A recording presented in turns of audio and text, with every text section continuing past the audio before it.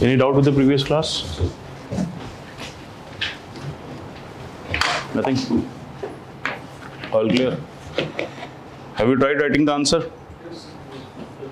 What was the question? The governance process in the country is there to ensure constitutionalism. Justifying them. Okay. So, what have you written? What is your justification? Just discuss major points. What have you written?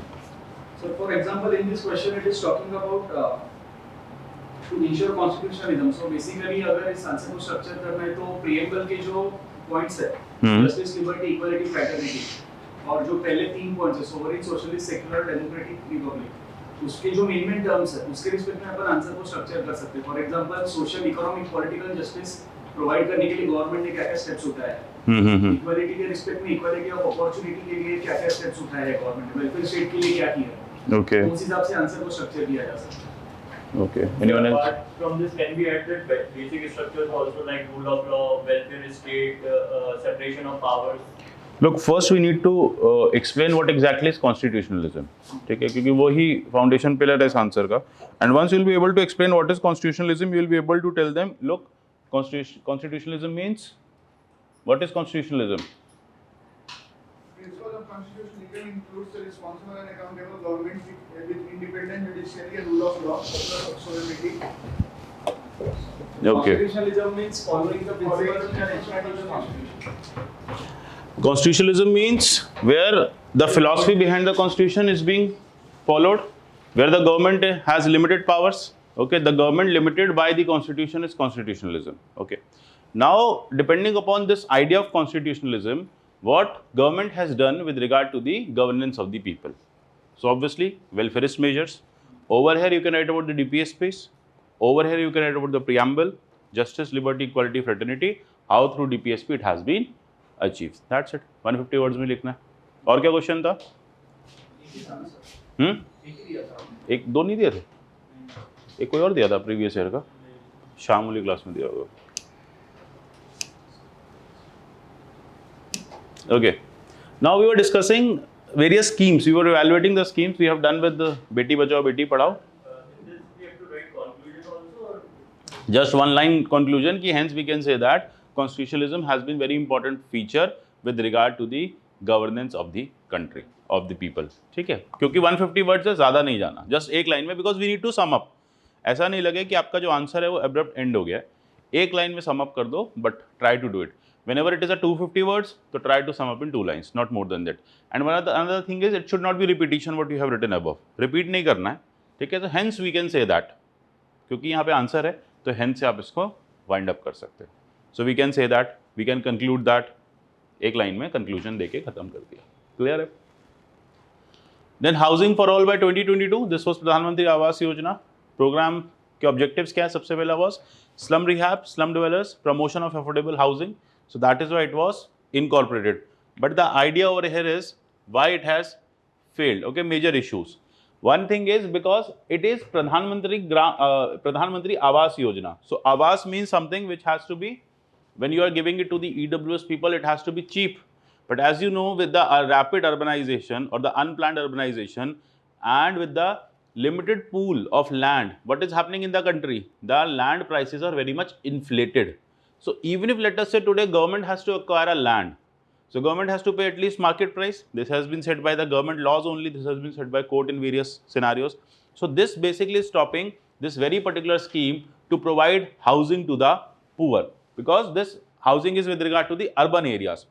So when urban land parcels are very costly, so government will not be able to create any affordable housing. Look, affordable house, affordable education and affordable health in India is a myth. ठीक है. When you will serve the country, will get to know. और जो कहते हैं ना coaching में कि affordable education है, कम पैसे हैं, you know the quality is compromised.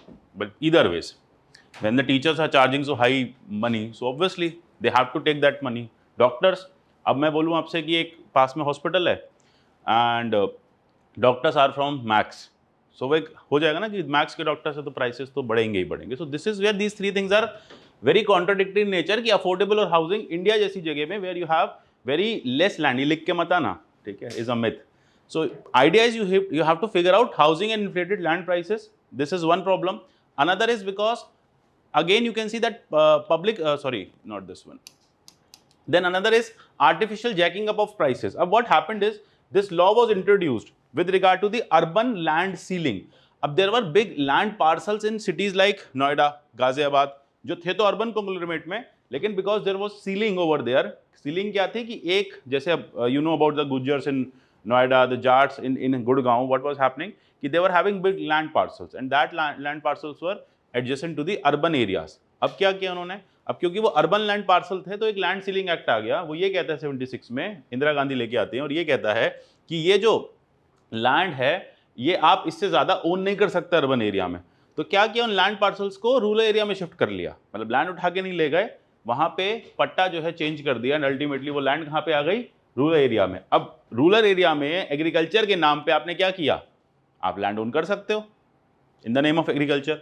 अब जब अर्बनाइजेशन हुआ, गवर्नमेंट वहाँ तक पहुँची, डेवलपमेंट वहाँ तक पहुँचा, तो गवर्नमेंट को ऑटोमेटिकली वो सारी लैंड प्राइसेस पे लेनी पड़ी। सो this is how you can से they have artificially jacked up the prices.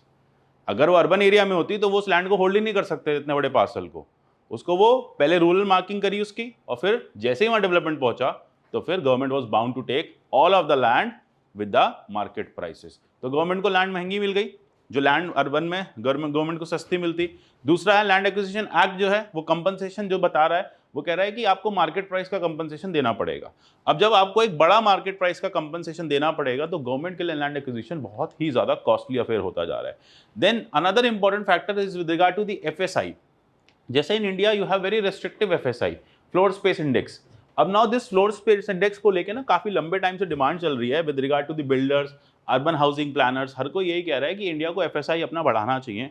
If you see countries like China, if you see cities like Manhattan, New York, वहाँ पे FSI इज़ 1:19, 1:20, अभी मैं बताऊंगा एग्जैक्ट क्या है।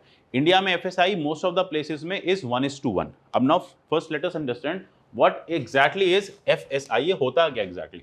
देखो आपके पास एक लैंड पार्सल है 1000 स्क्वायर फीट का, ओके, FSI 1 अगर है तो आप उस लैंड पार्सल पे 1000 स्क्वायर फीट का कंस्ट्रक्शन ही कर सकते हो। भाई कंस्ट्रक्शन कैसे करोगे, वर्टिकली करोगे ना, 1000 स्क्वायर फीट है। So this 1000 square feet can go, you can go up till 1000 square feet in the air. This is called 1:1 FSI। ये most of the Indian cities में यही प्रॉब्लम है with regard to the urban management. जितनी भी यहाँ की land authorities हैं उन्होंने 1:1 का FSI सेट किया हुआ है। ये बहुत पुराने नॉर्म्स है इंडिया के। Why so, because we never had the technology of building the towers. हमें था ना कि earthquake proven, earthquake protected towers हम कैसे बनाएंगे, हमारे पास टेक्नोलॉजी नहीं है। In fact in Delhi also when you were developing areas like Rohini, when you were developing areas like Dwarka, you should have given FSI of at least 15-16 so that high rise apartments बन सकते। अब problem क्या हो रहा है, दिल्ली जैसे जगह पे आपने हॉरिजॉन्टल एक्सपेंशन कर दिया। अब that horizontal expansion has to stop somewhere. कहाँ जाओगे, अब भारत के बाहर तो निकल नहीं जाओगे, POK अभी वापस आ नहीं रहा है। अब कल राजनाथ सिंह जी ने कह दिया हमारा है, पर दे नहीं रहे हैं वो लोग। तो लेटेस्ट से हो भी गया, मिल भी गया, तो कितनी पॉपुलेशन वहाँ चली जाएगी। So this is where you can see that FSI has to be increased. ये जहाँ पे भी अर्बन प्लानिंग का प्रॉब्लम बताओगे ना in interview also tell them कि FSI has to be increased. If you see cities like New York and Shanghai and Beijing, they have FSI of 13 to 19। मतलब अगर 1000 स्क्वायर फीट उनके पास लैंड बेस है तो वो 19,000 स्क्वायर फीट ऊपर तक उसको बना सकते हैं। आपकी सिटीज़ में मुंबई एक ऐसी सिटी है जिसने सबसे पहले अपना FSI 5.5 रखा। बाकी अभी भी सिटीज़ ऐसी हैं जो 1:1 के रेशियो पे चल रही हैं, तभी कंस्ट्रक्शन के नॉर्म्स जो हैं इतने ज़्यादा स्ट्रिंजेंट होता है। अब सोचो ORN अगर प्रॉपर 13-15 FSI पे बना होता तो सारे हाई राइज होते, आपके लिए हाउसिंग कितनी चीप हो जाती। High is about demand supply. You are creating a demand, they don't have supply, they will charge the prices. अब यहाँ पे अगर फ्लैट्स खाली पड़े रहते बिकॉज सब टावर्स होते 20-20 फ्लोर के, आजकल हाई स्पीड लिफ्ट्स हैं, कोई टेंशन ही नहीं है, तो अपने आप ये प्राइसेस नीचे आ जाते हैं। द सेम वे अगर आप FSI बढ़ा दोगे तो government will be able to build up high rise apartments and ultimately that high rise apartment की कॉस्ट भी कम आती है with regard to the construction. Obviously बराबर कॉस्ट ज़्यादा आएगी, लेकिन अगर आप इक्वलेंट कॉस्ट देखोगे 4 फ्लोर बनाने में और 8 फ्लोर बनाने में, तो कॉस्टिंग ऑन एन एवरेज कम हो जाती है पर floor. So this is where you can see FSI can be it can be redone। तो ये restrictive issue है। Then stringent land conversion rules, it is very tough to convert a agriculture land to non-agriculture land, उसमें बहुत सारी crises आती है। So again these kinds of issues which are creating a lot of problem with regard to प्रधानमंत्री ग्राम सड़क urban housing योजना। The next is Faulty tenancy laws and regulations. Again, there is no rent control mechanism, though you have a Delhi Rent Control Act, which says that with regard to the total valuation of property, आपका जो annual rental है that should not exceed 2%. मतलब letter से अगर आपकी property आज 1 करोड़ की है तो आपका एनुअल रेंट 2% से ज़्यादा नहीं होना चाहिए, जबकि in your area 8% annual rent जा रहा है लोगों के पास, ठीक है. So this is very exorbitant. Why? Because these faulty tenancy laws are there. Rent control act is not workable because ultimately it is again buyer supplier market, and when buyer is ready to pay, tenant is ready to pay, तो फिर land owner को क्या problem है. Then another thing is all these conclusive ownership issues, property issues, इन सब की वजह से ये जितने भी हाउसिंग प्रोजेक्ट्स हैं इंडिया में कभी सक्सेसफुल नहीं हो सकते, whether it was Indira Awas Yojana और दिस इज पीएम अर्बन योजना, एनी काइंड ऑफ योजना, you have the same problem. So let us say if you have a case study as well with regard to that, you need to give housing to the poor, ठीक है. अगर आपको housing ensure करनी है poor को और अपने area के डिस्ट्रिक्ट मजिस्ट्रेट हो या लैंड अथॉरिटी के चेयरमैन हो, तो आप क्या क्या कर सकते हो. तो you can tell these things as well कि भैया वो तो ठीक है, वेलफेयरिस्ट पॉलिसी तो मैं लूंगा ही, घर तो मैं सबको दूंगा, लेकिन होगा नहीं तो दूंगा कहाँ से. घर तो सरकार भी देने को रेडी है, बट है ही नहीं, देंगे कहाँ से. तो ultimately you need to fix these legislative, administrative और legal measures, only then I will be able to provide housing to everyone, ठीक है. तो इस तरह से ये केस स्टडी में भी टॉपिक्स काम आ जाएंगे. अच्छा, जो गवर्नेंस में पॉइंट्स हम डिस्कस कर रहे हैं इनको आप केस स्टडीज में यूज कर सकते हो if they have any kind of relevance. अगर टॉपिक सिमिलर है और आपसे पूछा जाए आप क्या करोगे, तो देखो आप अपने एडमिनिस्ट्रेटिव एक्शंस तो बताओगे, लेकिन आपके एडमिनिस्ट्रेटिव एक्शंस तभी तो काम करेंगे जब आपके पास लीगल बैकिंग होगी, जब आपके पास हाउसिंग की सप्लाई होगी. आपके पास सप्लाई नहीं है तो डीएम बन के करोगे, कैसे करोगे, हाउसिंग कैसे दे पाओगे. So these things are also to be mention in points, ठीक है. तो छोटे छोटे पॉइंटर्स में मेंशन करने हैं. नेक्स्ट इज, अब ये टॉपिक खत्म हो गया वैल्यूएशन ऑफ स्कीम्स. अब नेक्स्ट चलते हैं with regard to the development. अब now what is development? Growth and development. Growth is linear, development is holistic in nature. Growth only talks about quantitative aspect, development talks about qualitative aspect. Growth says that if we are achieving in numbers, we are growing. Development says that even if we are achieving the numbers, but the fruit is not percolated to the every section of society, we are not developing. इसी को लेकर अमर्त्य सेन ने भी कहा था कि any development which is in which various aspects like women, other genders are missing, children is missing, so that development is no development. So ultimately it is a process of bringing about social change. Idea is that in development every citizen, every section of the society should be able to get the benefits which are given. Okay, एक सेन की capability approach है, ये पढ़िए, कभी पढ़िए capability approach. नहीं यहाँ नहीं पढ़ो, ये तो मैं बता रहा हूँ, वैसे पढ़िए, पूछ रहा हूँ, पढ़ के बता रहे हो. हाँ पढ़िए, क्या है, चलो बताओ फिर. That the state should invest in socialist Create. welfare schemes, and the state should build the capability of each individual, and most importantly the downtrodden, so that they are given some standard of living and they can attain a minimum life.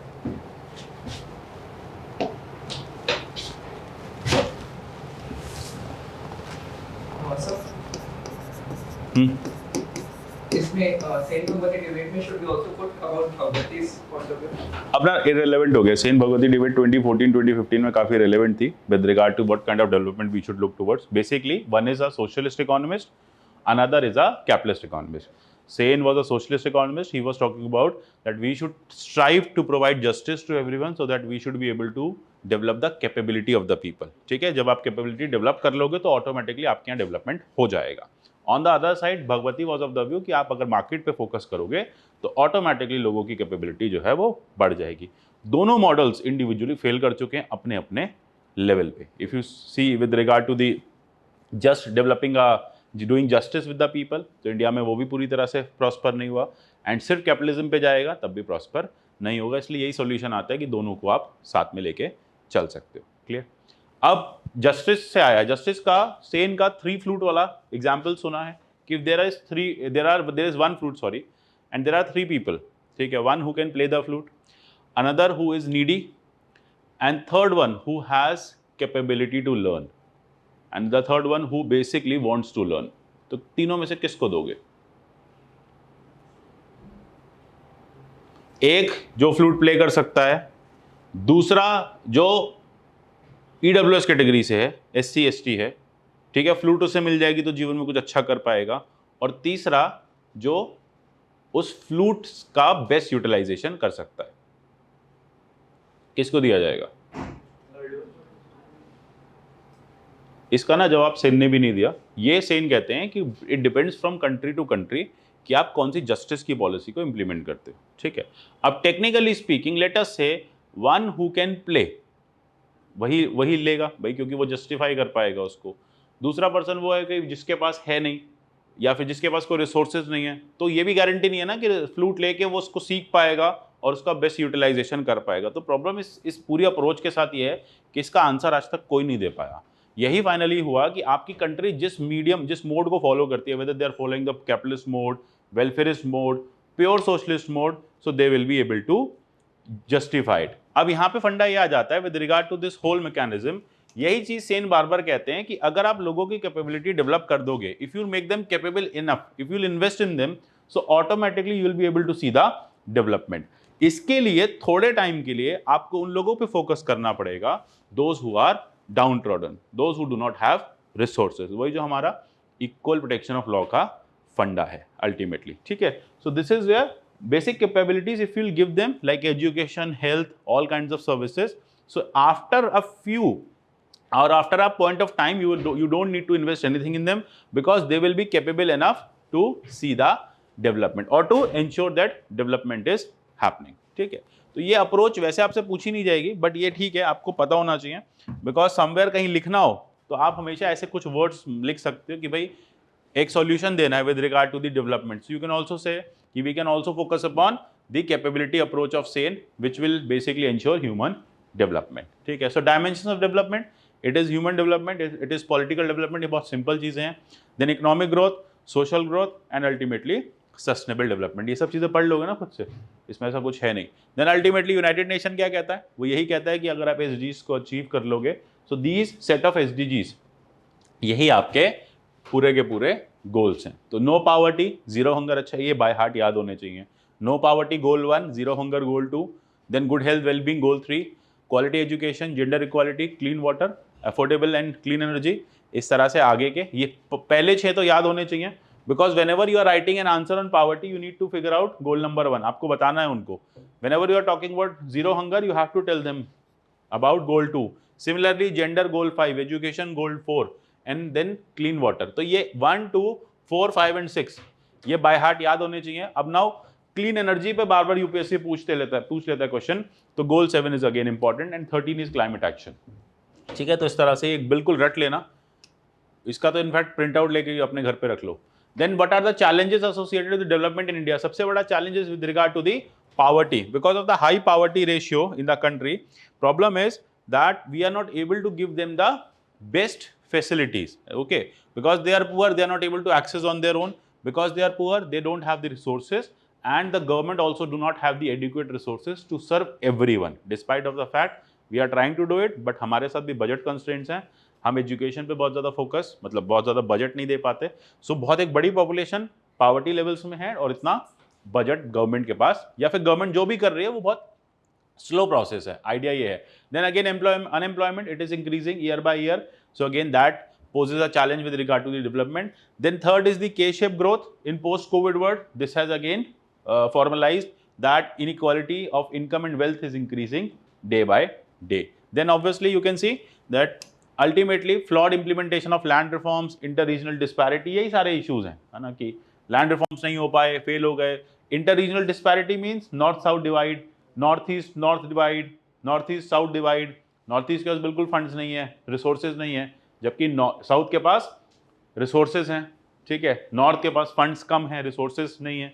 So this is how you can say कि there is so much of inter regional disparity in India, इसलिए आपको development जो है वो ठीक से नहीं दिखता। Then again I have already talked about education and health has remained neglected in a country where you have a huge population, and that population is in the demographic, in the you can say aspect of demographic dividend. In that case, if you are not focusing on health and education, you are missing out a lot. So ultimately, अगर इतनी बड़ी population को आप education और skills नहीं दोगे, तो फिर this demographic dividend is going to be turning into a demographic disaster. Clear है? तो ये सारे challenges हैं with regard to अब इंडिया को एटलीस्ट 6% GDP का हमें अपने एजुकेशन पे खर्च करना चाहिए, जो हार्डली कितना है 1.8%, 1.3%, 1.3 है, ठीक है। 1.3 है। और एजुकेशन कितना है? 1.8 है।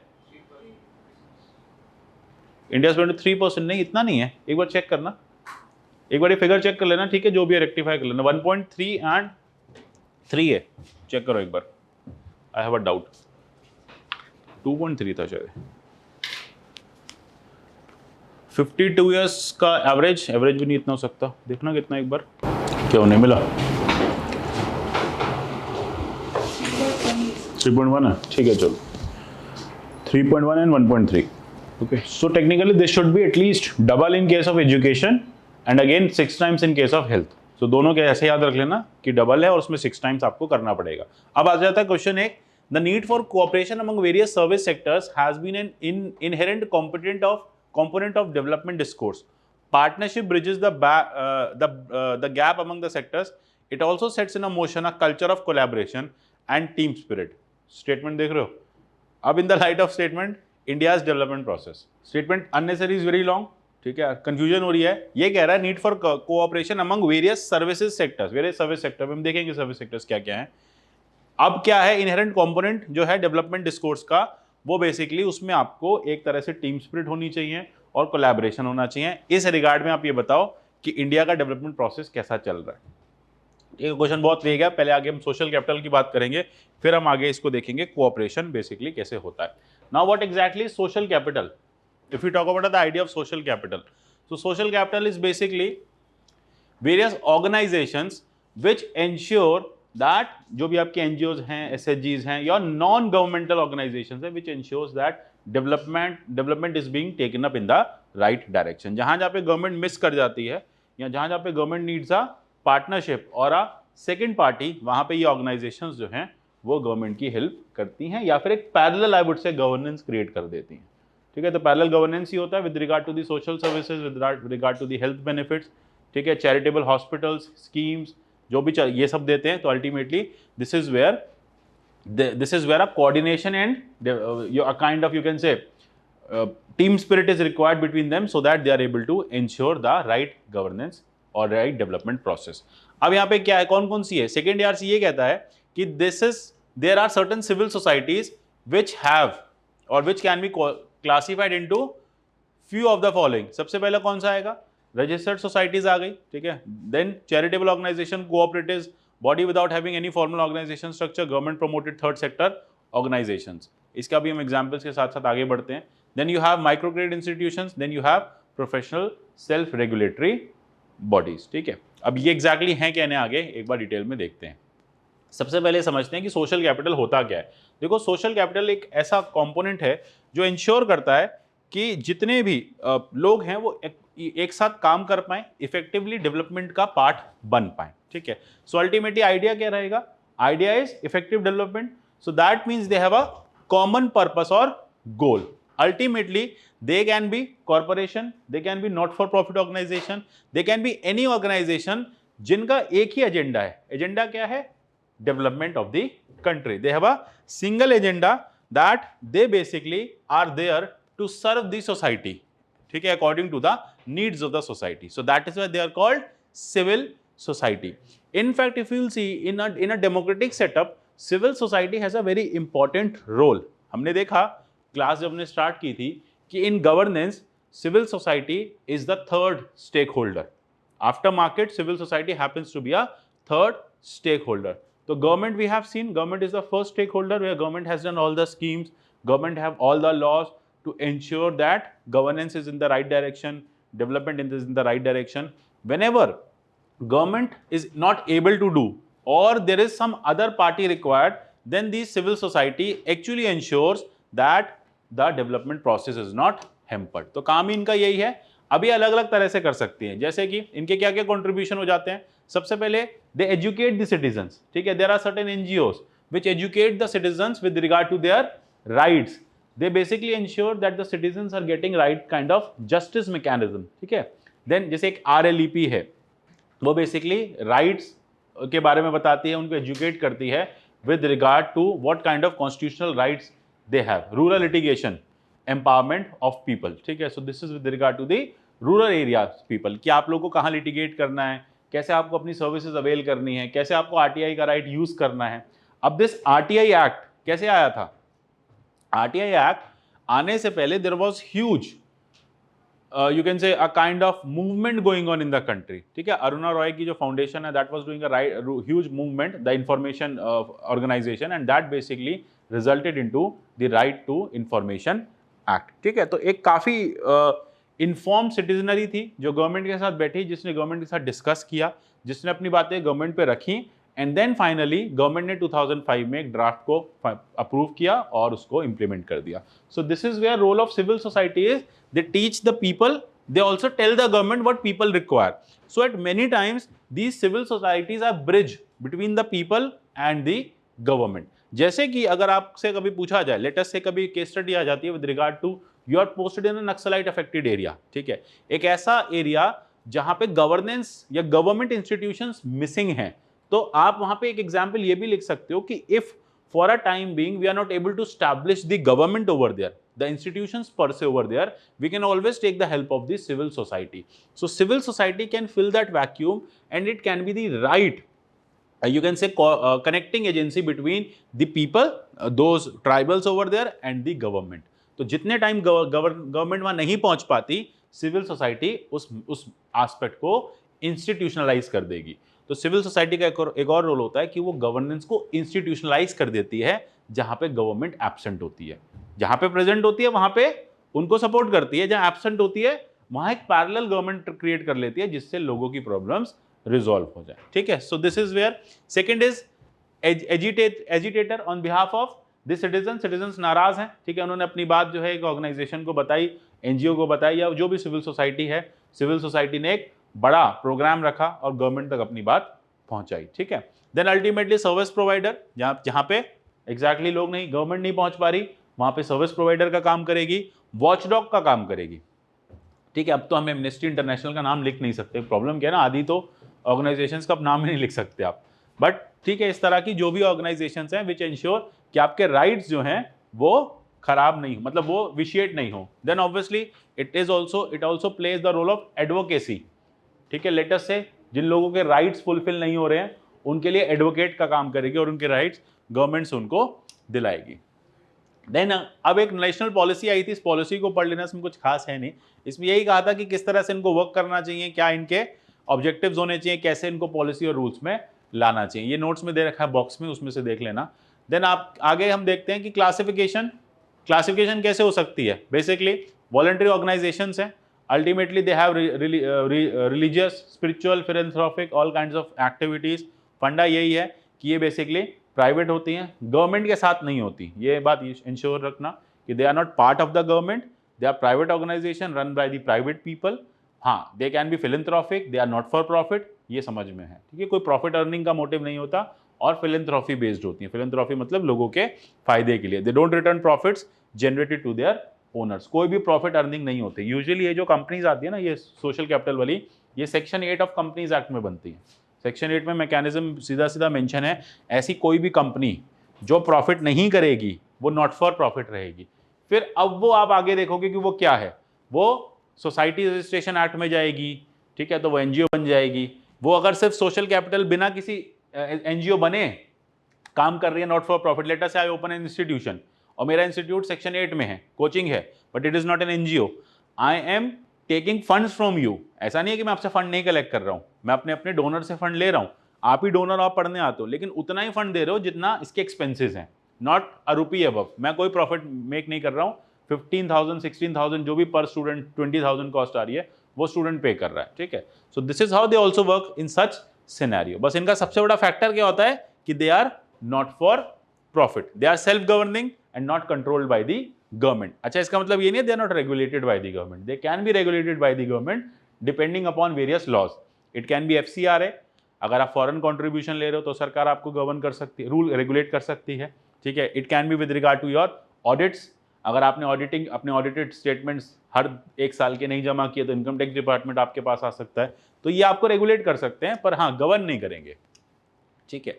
So they are registered organisation, they can be informal groups, कुछ भी हो सकता है.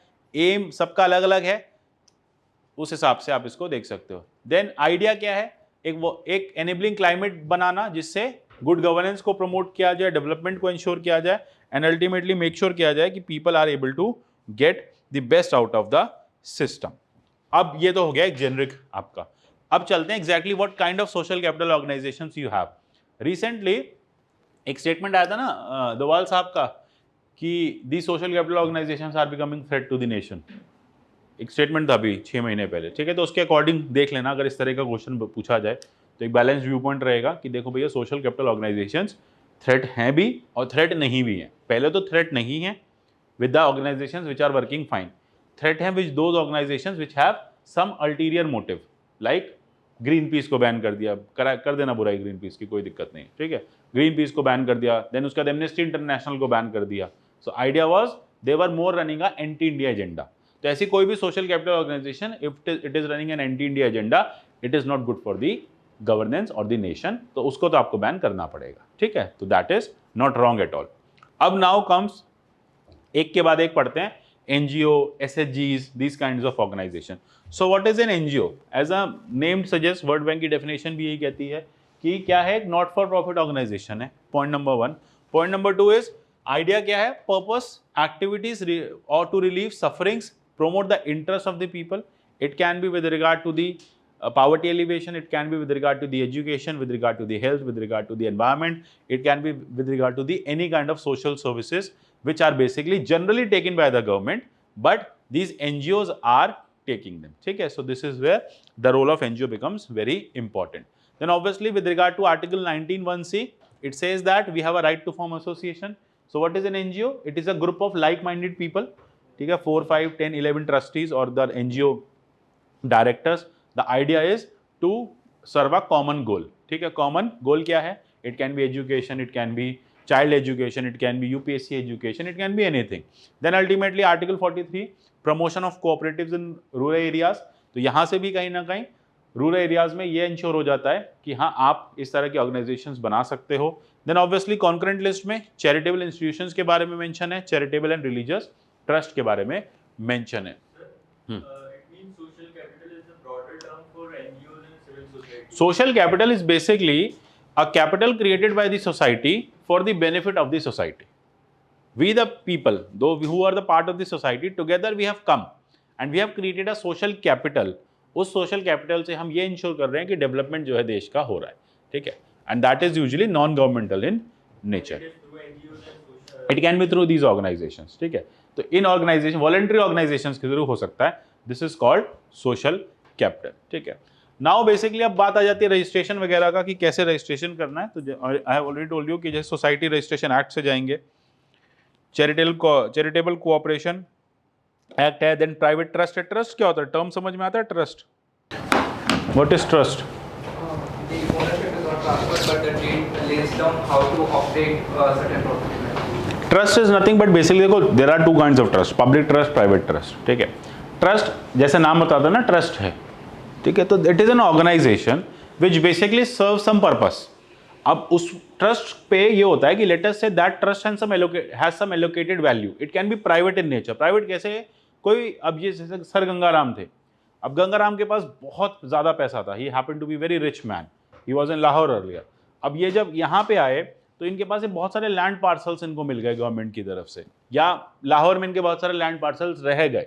अब ये तो जाने वाले थे लेकिन आगे इनके कोई बच्चे थे नहीं और नहीं चाहते थे ये आगे किसी के पास जाए भी, तो उन्होंने क्या किया, इन्होंने प्राइवेट ट्रस्ट बना दिया और ट्रस्ट में कुछ लोगों को ऊपर ट्रस्टी बना दिया और बोला ये मेरी प्रॉपर्टी है, मैं इसको ट्रस्ट करके आपको दे रहा हूँ, आपको आने वाले टाइम में ये ऑब्जेक्टिव मीट करना है कि मेरा बच्चा जब 18 साल का हो जाएगा तो फिर उसको ये प्रॉपर्टी दे देना, उसका बेटा जब 18 साल का हो जाएगा तो उसको ये प्रॉपर्टी दे देना। So these are the private trust running some private agenda. Then there is a public trust. अब गंगाराम साहब बोले कि नहीं यार इतनी बड़ी प्रॉपर्टी है, मेरे बच्चे क्या करेंगे, एक काम करता हूँ मैं एक हॉस्पिटल ट्रस्ट बना देता हूँ, चैरिटेबल गंगाराम चैरिटेबल ट्रस्ट बना देता हूँ, और ये जो चैरिटी में मेरे पास जो 100 करोड़ रुपए है मैं इसमें डाल रहा हूँ और मैं इसमें कुछ ट्रस्टीज को बिठा रहा हूँ, 5 लोगों को मैंने सिलेक्ट कर दिया, अपॉइंट कर दिया, ये 5 ट्रस्टीज हैं।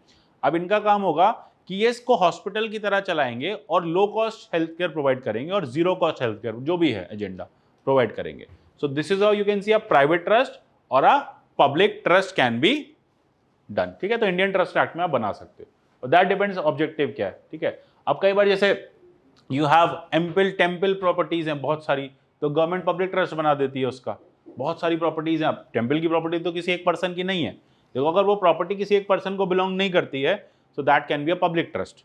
अगर वो प्रॉपर्टी उस एक पर्सन को बिलोंग करती है, गंगाराम को, अब वो उनके ऊपर डिपेंड करता है कि वो आगे अपने बच्चों को देना चाहते हैं या जनरल पब्लिक को देना चाहते हैं, तो accordingly trust will be form, ठीक है। So then with the trust you have trustees, trustees are the people who are running the organization. तो अब वो डायरेक्टर तो हो नहीं सकते because they don't own them, उस प्रॉपर्टी को वो ओन नहीं करते, सिर्फ उस प्रॉपर्टी की मॉनिटरिंग कर रहे हैं इन द नेम ऑफ ट्रस्ट जो उनका ऑर्गेनाइजेशन से है, इसलिए ट्रस्ट और ट्रस्टी का टर्म आया।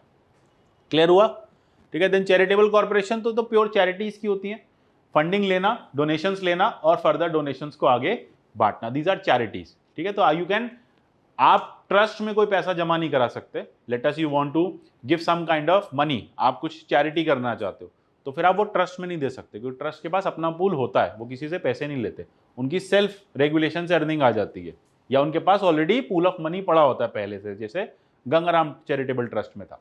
हाँ, अब ये चैरिटेबल लगा दिया वर्ड यहाँ पे, तो ठीक है भाई, it is open to some money also. आप साल में जाओ और 20-25,000 50,000 रुपये गंगाराम ट्रस्ट में जमा कर दो, चैरिटेबल है क्योंकि वो फर्दर पीपल लोगों की चैरिटी कर रहा है, ठीक है। Missionaries of charity, yes.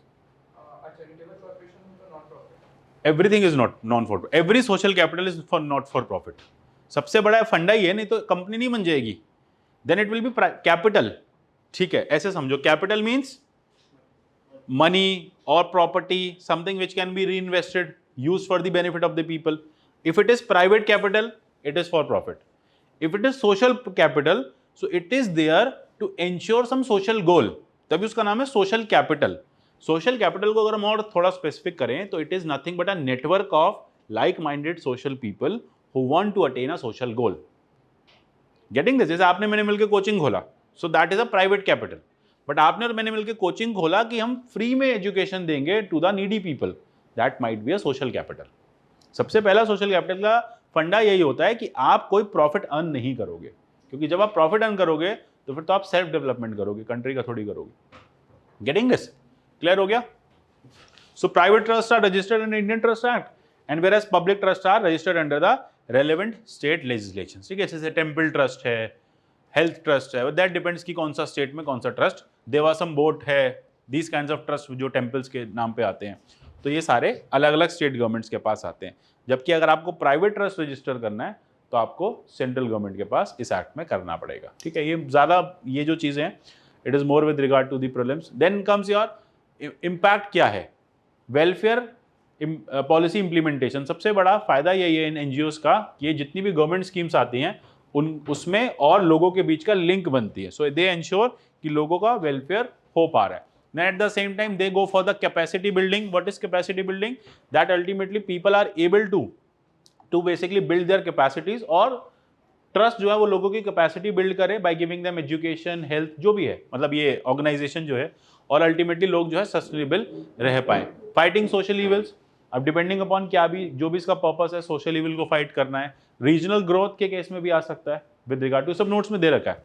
Then ultimately ऐसे एरियाज जहाँ पे गवर्नमेंट नहीं काम कर पा रही, ऐसी सर्विसेज जो गवर्नमेंट नहीं दे पा रही, जो गवर्नमेंट इनएफिशिएंट है। अब when it comes to let us say poverty, hunger alleviation और hunger, zero hunger in the country, government alone can not ensure कि जीरो हंगर होगी। तो आपने देखा होगा बहुत सारे ऐसे टेम्पल्स हैं, लेट अस से you have Sikh gurdwara Prabandhak committee SGPC जो राउंड द डे लंगर चलाती है। Then there is Khalsa aid जिसने कोविड के टाइम में लोगों को ऑक्सीजन कंसंट्रेटर्स डिस्ट्रीब्यूट किए थे, खालसा एड करके, there is an organisation very famous. Khalsa aid एक और काम करती है, it is also running what we call that, अरे I forgot that term, drugs de addiction campaign, ठीक है। ड्रग्स का de addiction campaign it is running in their is one area in central, ये आपका न्यू दिल्ली रेलवे स्टेशन के पास, Ajmeri gate के पास, ठीक है। सो वहाँ पे it is running a de addiction campaign. अब टेक्निकली डी एडिक्शन कैंपेन किसका पार्ट है? स्टेट गवर्नमेंट्स का। स्टेट गवर्नमेंट्स की ड्यूटी होती है कि आप डी एडिक्शन कराओ लोगों का, ठीक है। बट ये Khalsa it is running a de addiction campaign. What they do in the morning, though people over there, those are homeless, ठीक है, they are poor, and they are very hungry, मतलब they don't have food and all, but they are dependent upon these kinds of psychotropic drugs. तो हल्के हल्के उनका D-addiction कराया जाता है। तो कोशिश ये की जाती है कि उनको एड्स नहीं हो, तो मॉर्निंग में खालसा एड के लोग जाते हैं और नई सिरिंज देते हैं रोज़ उनको, क्योंकि उनको पता है एक दिन में तो ड्रग की आदत छूटेगी नहीं। तो स्लाइटली उन लोगों को डी-एडिक्शन पे डाला जाता है कि आज एक सिरिंज दे दी, फिर 2 दिन नहीं दी, फिर तीसरे दिन नई सिरिंज दी। तो कोशिश करिए जिस दिन 2 दिन आपको सिरिंज नहीं दी, उनको नहीं दी, तो वो ड्रग्स ना ले। Simultaneously they are giving new clothes and food. अब technically this is the role of the government, but ultimately government cannot be everywhere because in a country of 1.3-1.4 billion population आप नहीं कर सकते, बहुत technically challenge, आप बोलो नहीं हो जाएगा, government नहीं कर रही है, तो वो भी ठीक नहीं है। So that is why these kinds of organizations are very essential, ठीक है। तो ये वो सारे काम कर पाती हैं। Impact क्या है? Obviously we have seen a very good impact of these organizations, specifically in southern states. अगर आप केरला की बात करोगे तो NGOs, SHGs have been very successful over there. अब प्रॉब्लम NGOs के साथ ये हो जाता है कि NGOs का जो फॉर्म करने का तरीका है वो गलत है, because most of the people are using it as a money laundering tool. Most of the NGOs are just registered on papers and they are not functioning. They are just receiving the money and spending the money. No one knows from where they are receiving, or let us say whatever is the source, they are not declaring how they are spending, or spending is only available on papers. अब government कैसे जाके check करेगी? मेरे पास एक NGO है, मैंने उसका audit account दे दिया कि कोई आया था मुझे 20 लाख रुपए दे गया, ठीक है, रख गया बाहर बैग में, तो मैंने उससे बच्चों को एजुकेशन प्रोवाइड कर दी, या फिर चलो एजुकेशन तो डिस्टेंट लंबा गोल है, दिखाना पड़ेगा कहाँ करी, बोले मैंने उससे रोज़ रेड लाइट पे, इस वाले रेड लाइट पे खाना बांटा 10 लाख का, अब जाओ चेक कर लो, और सुबह ले गए रोज़ सारे लोग, ठीक है। So this is how you can see NGOs are being used for money laundering purpose. Clear? Then next is your, इसको देख लेना, इसमें और कुछ नहीं है, वेरियस NGOs के नाम है। अच्छा, कोई भी ऐसे NGO का नाम मत लिख देना जो अभी कंट्रोवर्शियल चल रहा हो गवर्नमेंट के एंड से। Then international collaborations and all with regard to hazardous waste, then you have landmine bans, ये सारी चीज़ें आती हैं। फिर हेल्थ और उसको लेके, चाइल्ड राइट्स को लेके यू हैव बचपन बचाओ आंदोलन, कैलाश सत्यार्थी का ये ना, बचपन बचाओ आंदोलन किसका है, ठीक है। देन गुडविल इंटरनेशनल, ये सारी चीज़ें सब एग्जाम्पल्स हैं। ग्रीन पीस है, ग्रीन पीस अब छोड़ देना, ग्रीन पीस के साथ भी इशूज़ आ रहे हैं ना, it is also being, amnesty के साथ तो गवर्नमेंट ने बैन किया ही किया है, ग्रीन पीस के साथ भी। सबसे बड़ा चैलेंज क्या है? Corruption and misuse of funds, ठीक है। Usually if you will see when you will be into civil services, you will find an easy route of NGOs। Most of the senior bureaucrats की जितनी wives हैं, families हैं, उन सबके नाम NGOs registered है, ठीक है। Ideas to launder money. Then lack of professionality of training. अब now you have NGOs, you don't have the trained staff. In fact if you will see the western countries, वहाँ पे ना course कराया जाता है विद रिगार्ड टू दी क्या कहते हैं आपका NGO मैनेजमेंट का, with regard to the social welfare का। इंडिया में ऐसा कोई कोर्स नहीं होता, कोई कोर्स चेक कर भी लेगा तो लोग हंसेंगे कि ऐसा कोर्स कर क्या, NGO मैनेजमेंट का कौन सा कोर्स होता है। तो इग्नू ने भी स्टार्ट किए थे इस तरह के डिप्लोमास। सो बिकॉज बहुत सारे लोगों को यही नहीं पता कि NGOs के वर्किंग कैसे होती है, there has to have a trained people. अब हमने क्या देखा होगा, आंटी NGO चलाती हैं, मतलब आंटी और अंकल कुछ भी हो सकता है, don't take it gender specific, पर ट्रेनिंग ही नहीं, आंटी को पता ही नहीं क्या करना, अंकल को भी नहीं पता क्या करना, फंड्स आ नहीं रहे हैं, फंड्स लाने का तरीका नहीं पता। Most of the NGOs don't know how to prepare their drafts of getting funds, तो वो टाइम पास ही करते हैं। So that is why it is a very good technique of ensuring development. So there should be a proper professional training. तो देखो ना, employment की problem भी solve हो जाएगी। आप NGOs खोल दो, लोगों को एम्प्लॉयमेंट दे दो, वहाँ पे क्या प्रॉब्लम है। Then equality in rural areas, volunteerism नहीं है, सोशल वर्क करते हैं, कुछ नहीं करते, जो कुछ नहीं करता लाइफ में सोशल वर्क करता है, ऐसे ही कहा जाता है ना। अल्टीमेटली लोग पहले अपने लिए कुछ करते हैं, फिर किसी और के लिए कुछ करते हैं। जैसे वो था ना उसमें, जिंदगी ना मिलेगी दोबारा में डायलॉग, उससे पूछते हैं फरहान अख्तर से कि बेटा अपने लिए क्या करते हो, ठीक है, तो बोले अपने लिए UPSC की तैयारी करते हैं, ठीक। So then lack of funds, सबसे बड़ा प्रॉब्लम है कि NGOs के साथ गवर्नमेंट की देखो ग्रांट्स नहीं आती, गवर्नमेंट की ग्रांट्स अप्रूव हो जाती हैं तो कभी रिलीज नहीं होती, एंड इंटरनेशनल फंड्स को लेके क्राइसिस हो जाती है। FCRA के norms are very strict now. So technically most of these good agencies, those who are doing good work, due to the lack of fund they are also not able to run their organizations, ठीक है। तो transparency accountability इसमें आ जाएगा starting में, corruption and misuse में transparency issue, accountability issue, ठीक है।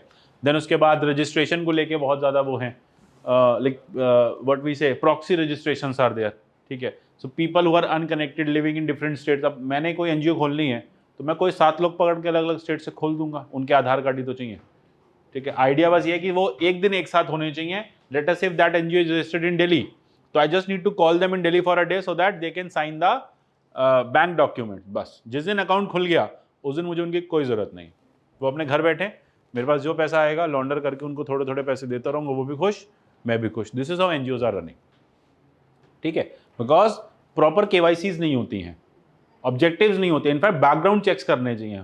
People who want to open an NGO, the government should do background checks, ठीक है। इनफैक्ट इनकी एक ऑडिट, इनकी एक रिपोर्ट होती है मंथली, एनुअल ऑडिट रिपोर्ट, वो गवर्नमेंट वो ये सबमिट नहीं करते।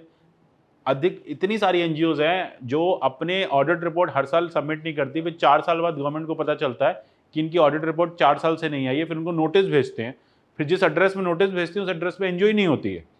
सो this is how they are fooling the government, and इनके फिर गवर्नमेंट को एट लास्ट उनके फंड्स फ्रीज करने पड़ते हैं, और लेकिन तब तक 4 साल निकल जाते हैं, तो हो गया बस, 4 साल बहुत हो जाते हैं।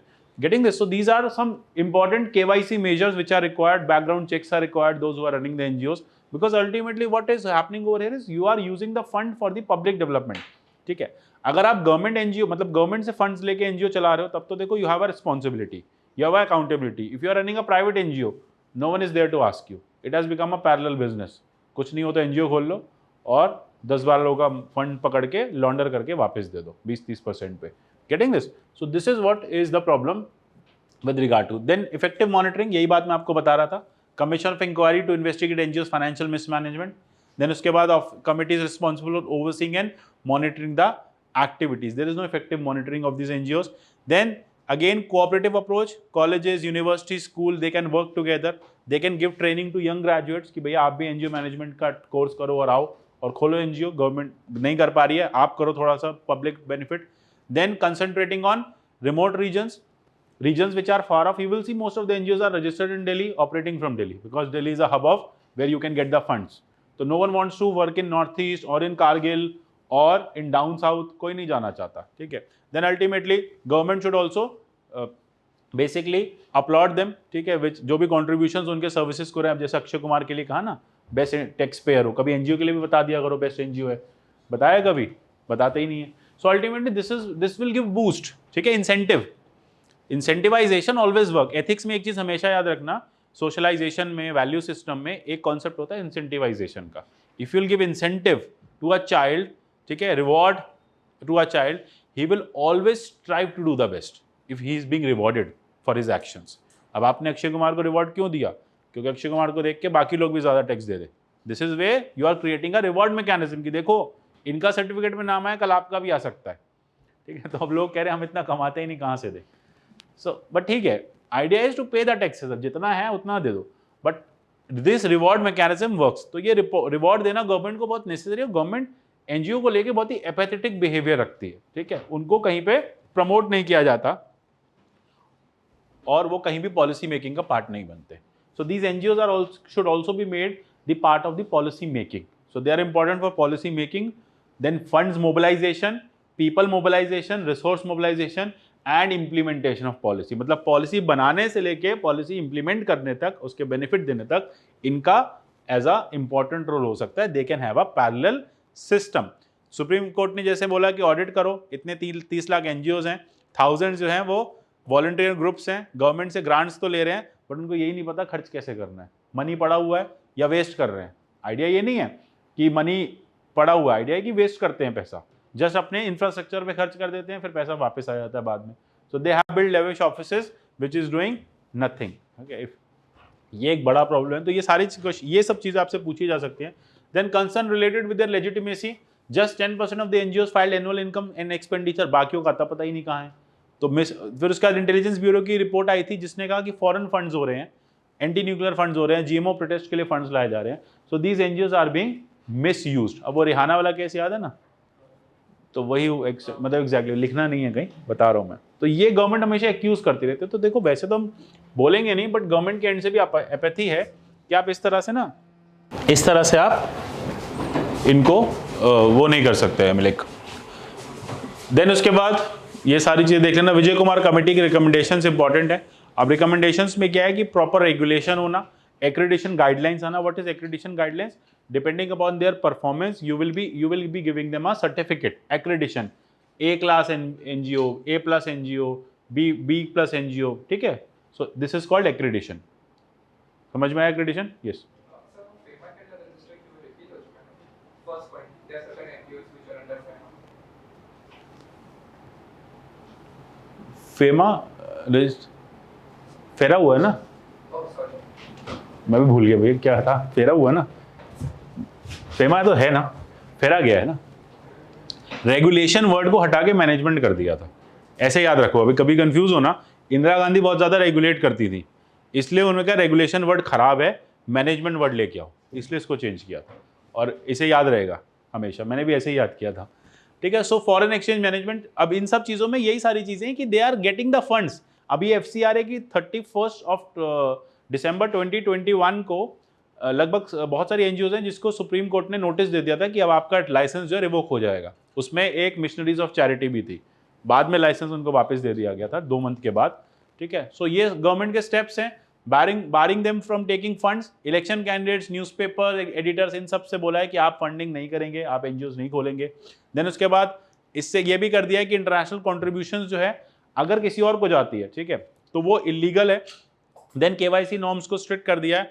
FCRA में को और ज़्यादा स्ट्रिक्ट कर दिया. FCRA का भी अमेंडमेंट आया था 2020 का, उसमें इसको स्ट्रिक्ट कर दिया. अभी आगे पढ़ेंगे.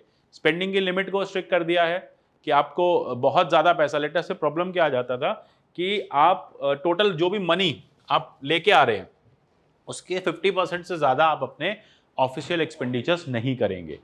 NGOs क्या कर रहे हैं 100%, उसको तो 20% लाने की बात हो रही है. 100% ऑफिशियल एक्सपेंडिचर के, मतलब 10 करोड़ रुपए आया, 10 करोड़ रुपए हमने ऑफिस के खर्चे पे, स्टाफ की सैलरी पे निकाल दिया. तो बोले फिर काम क्या किया आपने? कोशिश ये होना चाहिए कि आपका ऑफिस एक्सपेंडिचर कम हो और जो आपका इंडस्ट्री एक्सपेंडिचर है, फील्ड एक्सपेंडिचर बढ़ा हो. Getting this clear? तो idea is the development. You are not taking the money in the name of salary. आप क्या करते हो, सैलरीज उठा के घर ले जाते हो अपने, ये एक प्रॉब्लम था. देन उसके बाद क्या था, ये सारी चीजें देख लेना. सर्टिफिकेट रिव्यू करना, हाँ यहां से आ गया था FCRA को लेके. This is with regard to the FCRA. ठीक है. Foreign funds and Missionaries of Charity exactly समझते हैं था क्या. MHA ने ये कहा था कि मिशनरीज ऑफ चैरिटी का जो FCRA लाइसेंस है वो हम रिवोक कर रहे हैं. रिवोक इसलिए कर रहे हैं क्योंकि इन्होंने टाइम से हमें ये नहीं बताया कि कितना फंड्स खर्च इन्होंने कैसे लिया है. और सबसे बड़ा हमें एडवर्स इनपुट्स आए हैं कि जो फंड्स लेके आ रहे हैं they are using it for the destabilization of India. अब 6 दिन बाद रिवोक भी वापस भी दे दिया था. बट अल्टीमेटली FCRA होता क्या, ये इंपॉर्टेंट है और कैसे काम करता है. ठीक है. सो FCRA basically Foreign Contribution Regulation Act, ये इंदिरा गांधी लेके आई थी during emergency. Again the problem was that there were too many NGOs who were propping up at that point of time and challenging the government. अब government क्या कहती है at that point of time कि नहीं, हमें तो इसको regulate करना है, बिकॉज ऐसा फियर है that they are interfering with India's integrity. So she came up with the idea of कि चलो एक काम करते हैं, जो भी फॉरेन मनी इंडिया में आ रहा है उसे रेगुलेट करना शुरू कर देते हैं, और उसके रेगुलेशन के लिए हम फॉरेन कंट्रीब्यूशन रेगुलेशन एक्ट लेके आ रहे हैं. आइडिया क्या है, to regulate foreign donations to individuals and associations so that they are function in a manner consistent with the values of sovereign democratic republic. बस इतना आइडिया था. अब ये बहुत वेग है अपने आप में, this is very vague statement. ठीक है. So ultimately you want to regulate foreign donations so that they are inconsistent with the sovereignty of India, democracy of India, republic of India. ठीक है. तो अब ये तो हर गवर्नमेंट इसको अपने अकॉर्डिंग मिसयूज कर सकती है, और यही हुआ था इंदिरा गांधी के टाइम में. Once FCRA was brought in, जितनी भी NGOs थी who were getting the foreign funds, in fact those NGOs were related to various business houses, various politicians, सबके NGOs बंद कर दी थी उस टाइम पे और फंड्स पे कैप लगा दिया था, so that no fund can reach India. अब amendment again was done in 2010, so that was with regard to the utilization of foreign funds and to prohibit their activities determined to national interest. This was again done by UPA in UPA 2. क्यों? क्योंकि 2008 में बहुत सारे tribal rights associations की NGOs आ गई थी and they were basically challenging the policies of the Congress government. तो कांग्रेस ने कहा अच्छा सारा फंड फॉरेन से आ रहा है, चलो आपका FCRA ट्वीक कर देते हैं, फंड्स ही नहीं आएगा तो कैसे करोगे with regard to the tribal development. Then in 2020 law was again amended, current government giving the government tighter control and scrutiny over the receipts and utilization of foreign funds. अब क्या कर दिया, now they are required to file annual returns, they must not transfer the funds to another NGO. ये एक NGO ने fund लिया, उसने दूसरी अपने NGOs क्या करती है, लेटर से NGOs based in Delhi, one NGO is based in Patna. अब एनजीओ का जो काम है वो पटना में है, मतलब लेटेस्ट से जो हमने प्रोजेक्ट लिया है वो पटना का है, बट मेरी एनजीओ दिल्ली में है, तो मुझे फंड्स मिले हैं, तो मैं पटना वाली एनजीओ के साथ टाई अप कर लूँगा और फंड्स उसको ट्रांसफर कर दूंगा, वो मेरे बिहाफ पे काम करेगा, ठीक है, और फंड्स का हम डिवीजन कर लेंगे जो भी होगा। गवर्नमेंट ने वो मना कर दिया, इस तरह से नहीं होगा, क्योंकि इससे मनी का मैकेनिज्म जिस तरह से आप सर्कुलेट कर रहे हो, अकाउंटेबिलिटी नहीं फिक्स हो रही है, ठीक है। फंड कोई ले रहा है, यूज कोई कर रहा है, रिपोर्ट कौन फाइल करेगा, फिर इसकी ऑडिटिंग कौन करेगा, getting this. Then act also prohibits foreign funds by candidates for elections, ये चीज प्रोहिबिट कर दी है, कोई भी ऐसा पर्सन वो कोई भी फॉरेन फंड नहीं ले सकता। Then FCRA requires every person in NGO wishing to receive foreign donations to be registered under the act. Recently वो जुबैर वाला केस हुआ था ना, ऑल्ट न्यूज़ वाला, उसमें भी FCRA के नॉर्म्स भी आए हैं साथ में कि आप फॉरेन कॉन्ट्रीब्यूशंस ले रहे थे, ऐसा बोला गया था, लेकिन अभी ऑडिटिंग चल रही है। ऐसा ऑल्ट न्यूज़ का कहना है, हमने कोई भी फॉरेन फंड्स नहीं लिए हैं, ठीक है, but ultimately let us say that is subject to scrutiny, वो हमारा पॉइंट ऑफ कंसर्न नहीं है, मैटर ऑफ डिस्कशन है बस, ठीक है। देन उसके बाद क्या करेंगे, एक बैंक अकाउंट ओपन करेंगे फॉरेन फंड्स के लिए, और ये बैंक अकाउंट सिर्फ SBI की दिल्ली ब्रांच में ही खोला जाएगा। Let us say I have a NGO in Madras, in Chennai sorry, and I want to take FCR, I want to take foreign funds, तो मुझे दिल्ली आके FCR अकाउंट SBI में खोलना पड़ेगा, जिससे गवर्नमेंट मेरे फंड्स को मॉनिटर कर सके और जब भी उन्हें लगे वो फॉरेन फ्रीज कर सके। लोकलाइज्ड होगा ना, यहाँ पे उनके कंट्रोल में होगा SBI में, तो जल्दी फंड्स फ्रीज हो जाएंगे। तो इसलिए उन्होंने कहा एक सिंगल अकाउंट रहेगा और इस अकाउंट में सिर्फ और सिर्फ आप फॉरेन फंड्स ही रिसीव करोगे। एनजीओ जिनको फॉरेन फंड्स लेने हैं उनको अप्लाई करना पड़ेगा, रजिस्ट्रेशन लेना पड़ेगा, उनको पूरा अपना डेफिनेट प्रोग्राम बताना पड़ेगा, कौन कौन एसोसिएटेड है, कौन, पूरा बैकग्राउंड चेक होगा, फिर आपको FCRA का लाइसेंस दिया जाएगा। उसके बाद MHA जो है वो आपके घर पुलिस भेजेगी, चेक कराएगी कि भैया काम क्या कर रहा है, नहीं कर रहा है, पूरे एंटीसीडेंट्स चेक किए जाएंगे, फिर आपको लाइसेंस मिलेगा। तो ये ज़रूरी थी चीज़ें, दीज आर इंपॉर्टेंट थिंग्स जो होना ज़रूरी था। एप्लीकेंट फिक्टिशियस नहीं होने चाहिए, जैसे मैंने आपको क्या बताया, अभी मैं फिक्टिशियस एनजीओ खोल सकता हूँ, मैं कोई 7 लोग का आधार कार्ड ले आऊँ, बस एक दिन मुझे चाहिए, एक दिन सोसाइटी रजिस्ट्रेशन होना है और एक दिन बैंक अकाउंट में साइन होने, उसके बाद वो लोग हैं नहीं है, किसी को कोई मतलब नहीं, मेरे पास फंड्स आते रहेंगे, गेटिंग दिस। बट FCRA के लिए गवर्नमेंट ने इंश्योर कर दिया है कि कोई भी बेनामी एनजीओज नहीं खोली जाएंगी। सबसे बड़ा प्रॉब्लम एनजीओज का है बेनामी ट्रांजेक्शन्स का। देन उसके बाद एप्लीकेंट्स जो हैं उनको बेसिकली ये इंश्योर होना चाहिए कि मेरे पास लेटर से मुझे FCRA लेना है तो मेरे पे कोई भी पुराना क्रिमिनल रिकॉर्ड नहीं होना चाहिए, कम्युनल वायलेंस का, प्रोसिक्यूशन नहीं होना चाहिए, डिसहार्मनी का, कोई भी मिस यूटिलाइजेशन ऑफ फंड्स का मेरे पे चार्ज नहीं होना चाहिए, ठीक है, सेडिशन मैंने नहीं किया होना चाहिए। सो टेक्निकली मैं हर वो चीज़ नहीं करनी होनी चाहिए जो गवर्नमेंट के या स्टैब्लिशमेंट के अगेंस्ट है, ठीक है। देन अल्टीमेटली ये सारी चीज़ें हो गई थी। देन वंस ग्रांटेड 5 साल के लिए ही वैलिड होगा, फिर उसके बाद वापस से रिन्यूअल की एप्लीकेशन डाली जाएगी, so that government can check every 5 years. इसलिए मिशनरीज ऑफ चैरिटी फंसी थी इस बार कि उसके 5 साल पूरे हो रहे थे और गवर्नमेंट ने उसको वो देने से मना कर दिया था, FCRA का लाइसेंस रिन्यू करने से। Then they went to court, तो कोर्ट ने कहा कि ठीक है भाई, दे आर ट्रस्टेड ऑर्गेनाइजेशन, लंबे टाइम से काम कर रहे हैं, लेकिन जो बाकी छोटी छोटी ऑर्गेनाइजेशंस हैं, जो बाकी 6000-7000 ऑर्गेनाइजेशंस हैं लिस्ट में, उनको ढूंढो, वो सब नहीं मिली, तो FCRA इनका रिन्यू कर दिया गया, ठीक है। ये 5900 NGOs जो हैं ये बेसिकली खत्म होनी थी, इसमें ऑक्सफैम भी थी और अल्टीमेटली उन सब का रिपोर्ट गवर्नमेंट अब ढूंढ रही है, ठीक है।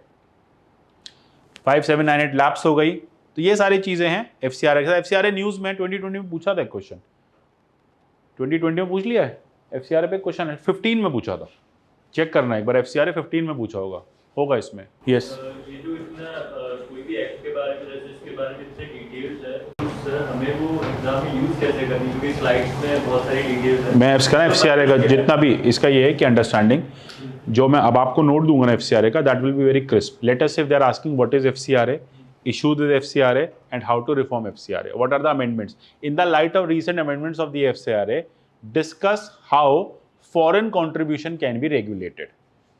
तो बस उतना मैं आपको दूंगा, this is just for class understanding, क्योंकि ये सारा शायद आपके नोट्स में नहीं था। क्लियर हो गया? आपको ये सारी चीज़ें पॉइंट टू पॉइंट नहीं करनी, इसलिए मैंने वही चीज़ें मार्क की हुई हैं जो आपके लिए इंपॉर्टेंट है, और जब आपको इसका नोट मिलेगा ना वो आपको क्रिस्प मिलेगा। क्लियर? देन ये उनके लिए है जो नेक्स्ट ईयर जा रहे हैं, because they have time. NGOs and कोविड-19 ये आप कर लोगे, ये नोट्स में दे रखा है। अब आता है RTI, this is important. So with RTI they can ask a question, this is 22nd year of RTI। So as we know what exactly is RTI, right to information, okay। So RTI एक तो मैं दो mechanism से पढ़ना है, एक with regard to NGO, एक in general RTI act.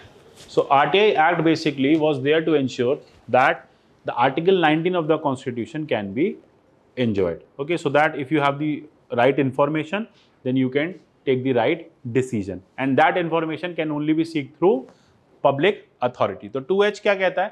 Section 2H of RTI Act says that public authority कौन कौन होगा, it has been defined, ठीक है. तो definition of public authority, जैसे since its inception जितनी भी important government organizations है वो सब public authority का पार्ट हो जाती हैं. Later on एनजीओ के केस में ये कहा गया कोर्ट ने कि any NGO who is taking government funds is presume to be a government authority, और उस पर आरटीआई जो है वो वैलिड लागू होगी. But in case I have a private organisation, private NGO, I have never taken any kind of fund, तो I am not part of this RTI. Then chief justice office, supreme court is part of RTI. Political parties are not part of RTI. Political parties के लिए यही कहा जा रहा है because they are not publicly owned, उनका public से कोई लेना देना नहीं है, दे आर नॉट आरटीआई, ठीक है. They are not, sorry, they are not part of public authority and information cannot be seeked under them. So what exactly is public authority? It is described in section 2H of RTI Act.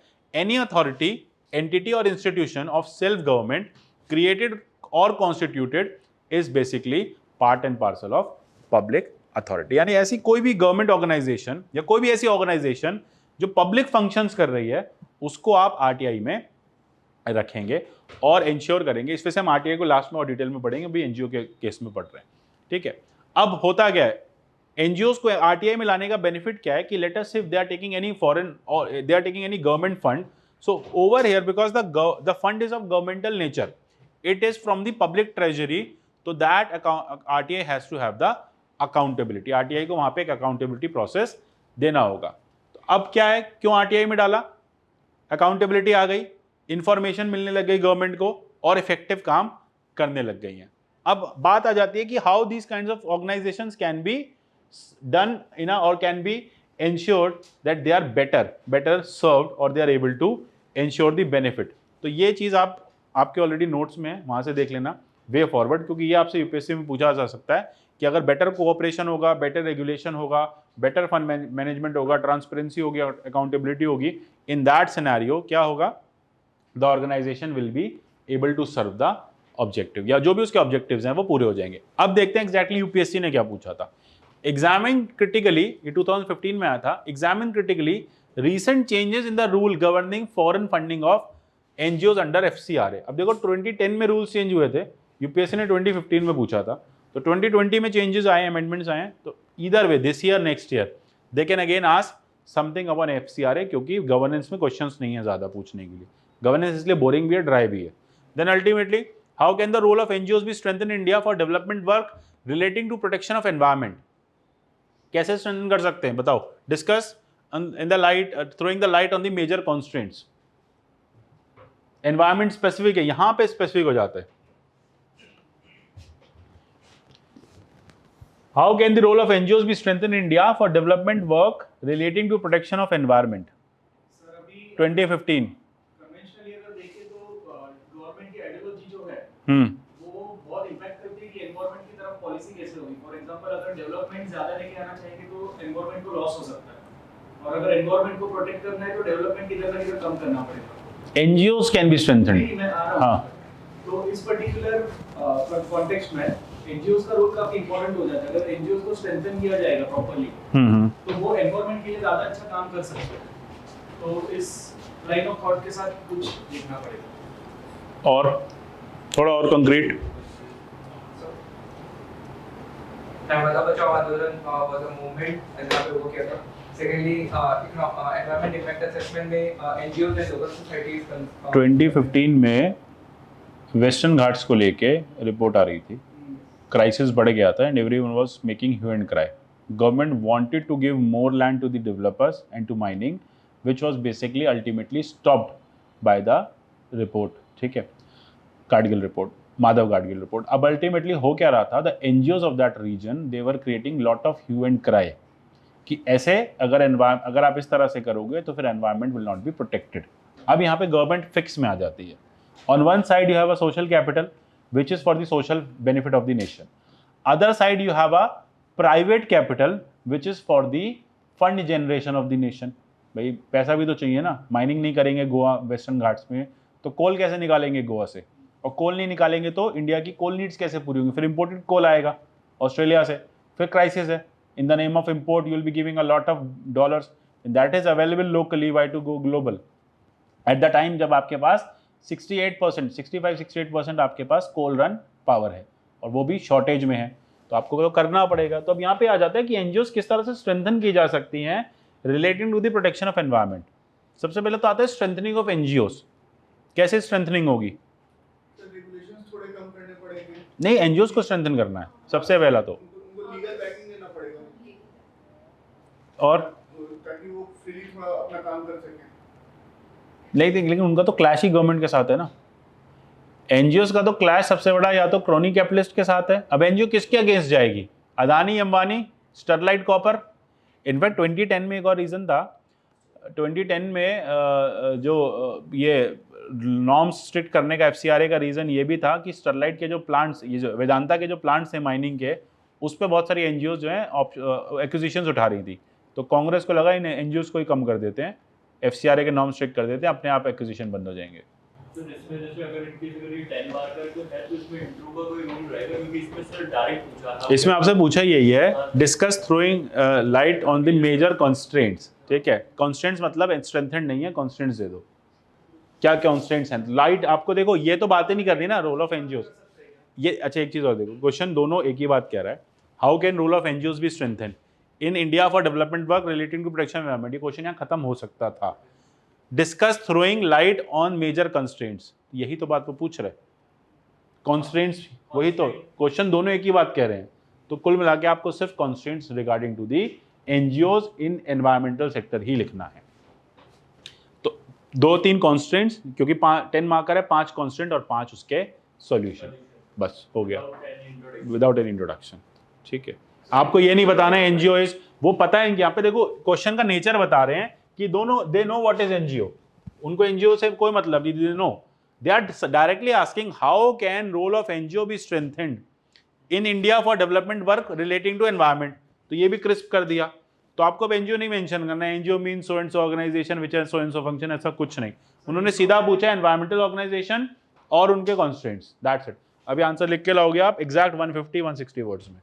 अब तो मैंने बहुत लिख सकते हैं ना, जो western Ghats में जो 2 कमिटीज को लेके पहले तो लिख, अब तो आप आरए फॉरेस्ट का लिख दो ना, अब तो करंट आरएस फॉरेस्ट का लिख दो, आरए शेड का. पास कर दिया ना सिंध गवर्नमेंट. हाँ पास कर दिया ना, लेकिन एनजीओ उसको वो कर रही है ना. वो तो गवर्नमेंट ने डे 1 ही पास कर दिया था, वो गवर्नमेंट आई पास करनी थी. ठीक है, उनका सबसे पहला यही था कि मैं जिस दिन वापस आऊँगा सबसे पहले आरए फॉरेस्ट हटेगा, मतलब वो जो भी शेड बनना है वो बनेगा, because that is again demand of. अब देखो देयर आर 2 पीपल, मतलब 2 kind of people divided over there. एक कह रहे हैं कि नहीं, forest has its own essence because of the forest life. अब वहाँ पे कोई चीता भी मिला था, नहीं कौन मिला था? चीता तो नहीं, चीता तो आएगा अभी. लेपर्ड मिला था. चीता तो अब इंट्रोड्यूस हो रहा है ना, कहाँ इंट्रोड्यूस हो रहा है?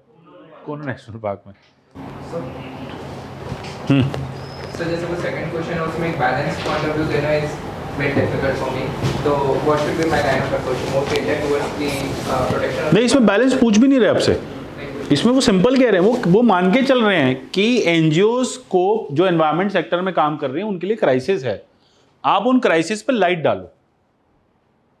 बस इतना पूछ रहे हैं, वो आपसे कह ही नहीं रहे. वो ये मान के चल रहे हैं कि एनजीओस वर्किंग, ग्रीन पीस जो काम कर रही है उसके लिए काफ़ी ज़्यादा क्राइसिस है, आप इस तरह की एनजीओस पे लाइट डालो, मतलब उनके कंस्ट्रेंट्स पे लाइट डालो, बस इतना कहा है.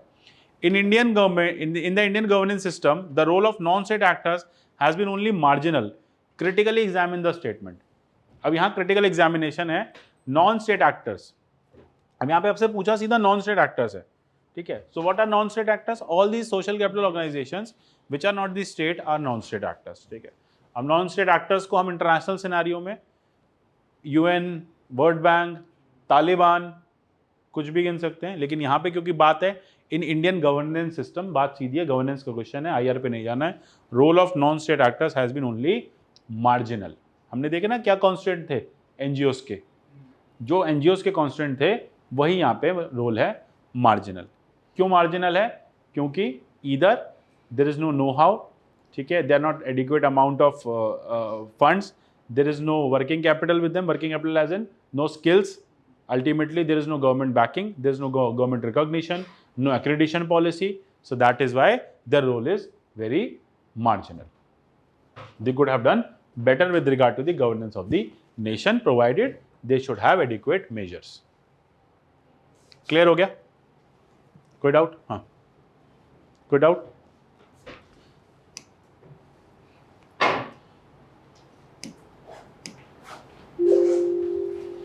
Now next है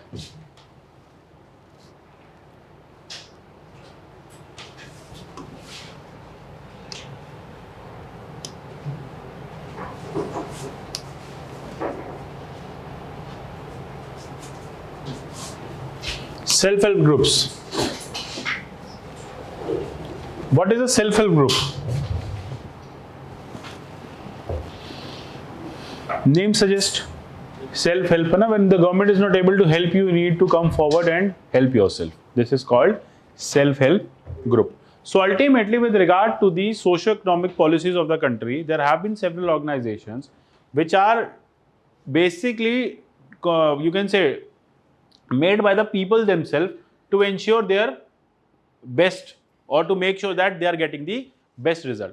So it is defined as a self-governed, peer-controlled information group having similar socio-economic background. यानी objective same होना चाहिए. Let us say if you don't want to join a coaching, you make a group जहाँ पे आप रोज आते हो, दो घंटा 2.5 घंटा जो क्लास का टाइम होता है वैसे ही, and you are studying and you are discussing the doubts, you are doing answer writing, cross evaluation of answers, ठीक है, cross discussion and everything is going on. तो ये क्या हुआ? UPSC self help group. तो आइडिया है self help group is an organisation. सबसे पहला सेल्फ गवर्नड होना चाहिए, नाम सेल्फ से आ रहा है, और सबसे इंपॉर्टेंट कि कलेक्टिव कॉमन टास्क होना चाहिए. कलेक्टिविटी जरूरी है टास्क में, ये नहीं कोई कुछ, आपको एसएससी वाला है, कोई यूपीएससी वाला है, तो कैसे सेल्फ हेल्प ग्रुप बनेगा? So this is where the idea of self help group comes in. अब now what are basically important points? There is panch sutra of self help groups. कौन कौन से हैं? सबसे पहली चीज आप देखोगे, just a second, regular meetings, ठीक है, how they are basically functioning. They should meet regularly, they should basically have adequate savings so that they can run themselves, they have internal lending program, then they have regular payment, they have prompt bookkeeping. तो idea ये है कि self help group जब तक इन 5 points को नहीं ensure करेगा, it will not be able to run properly. आपको ये सेल्फ हेल्प ग्रुप का नाम बताओ, then I will explain further. Lijjat, ठीक है, देन समझ में आ गया ना सेल्फ हेल्प ग्रुप क्या कर रहा है? सेल्फ हेल्प ग्रुप कोई कॉमन ऑब्जेक्टिव के लिए आ रहा है, ठीक है, और कॉमन फंक्शनिंग कर रहा है. आइडिया क्या है सेल्फ हेल्प ग्रुप का?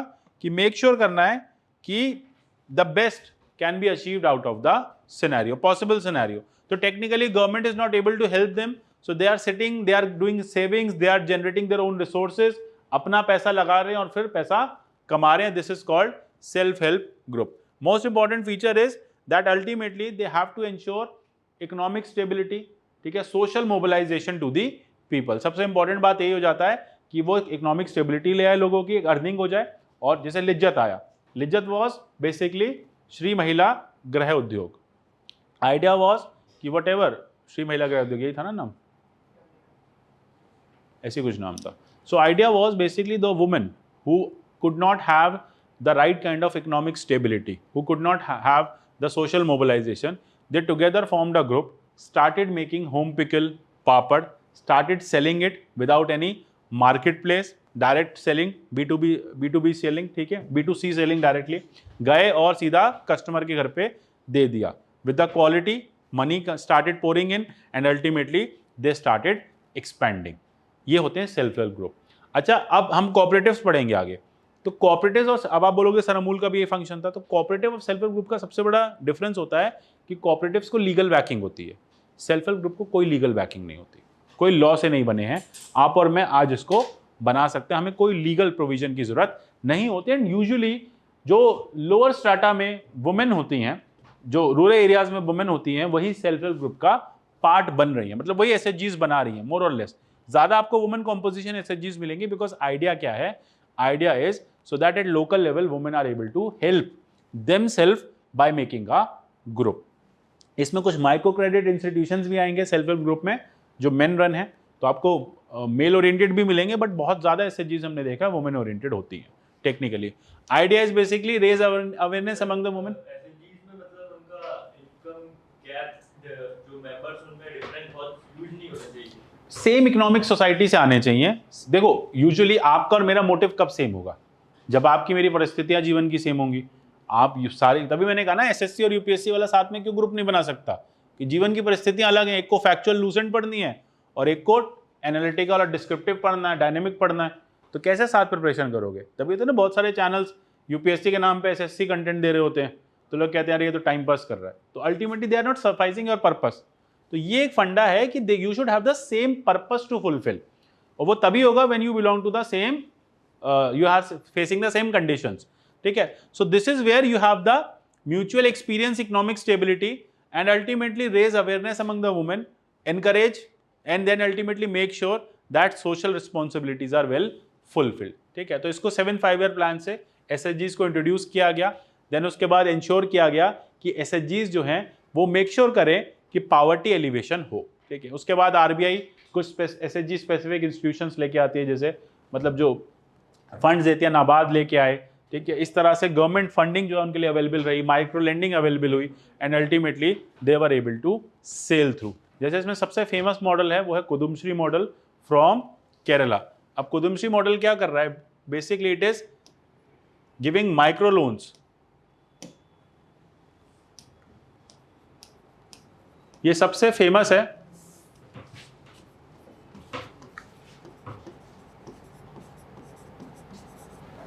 सबसे फेमस मॉडल है इंडिया में अभी तक का, ठीक है।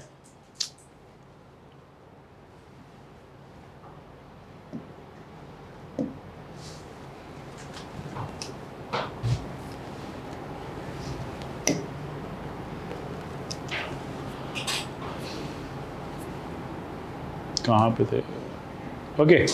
The next is your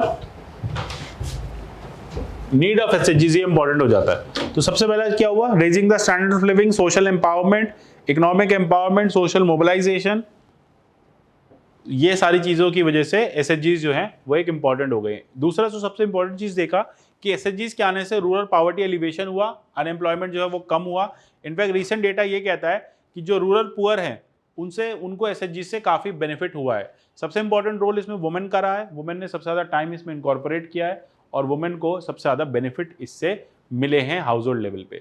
basically they are only, जैसे मैंने आपसे कहा ना कि अगर क्वेश्चन पूछा जाए डिफरेंस बिटवीन एसएचजीज and cooperatives, so they are based upon the cooperative idea only. भाई cooperative also is to cooperate, SHG also is to cooperate.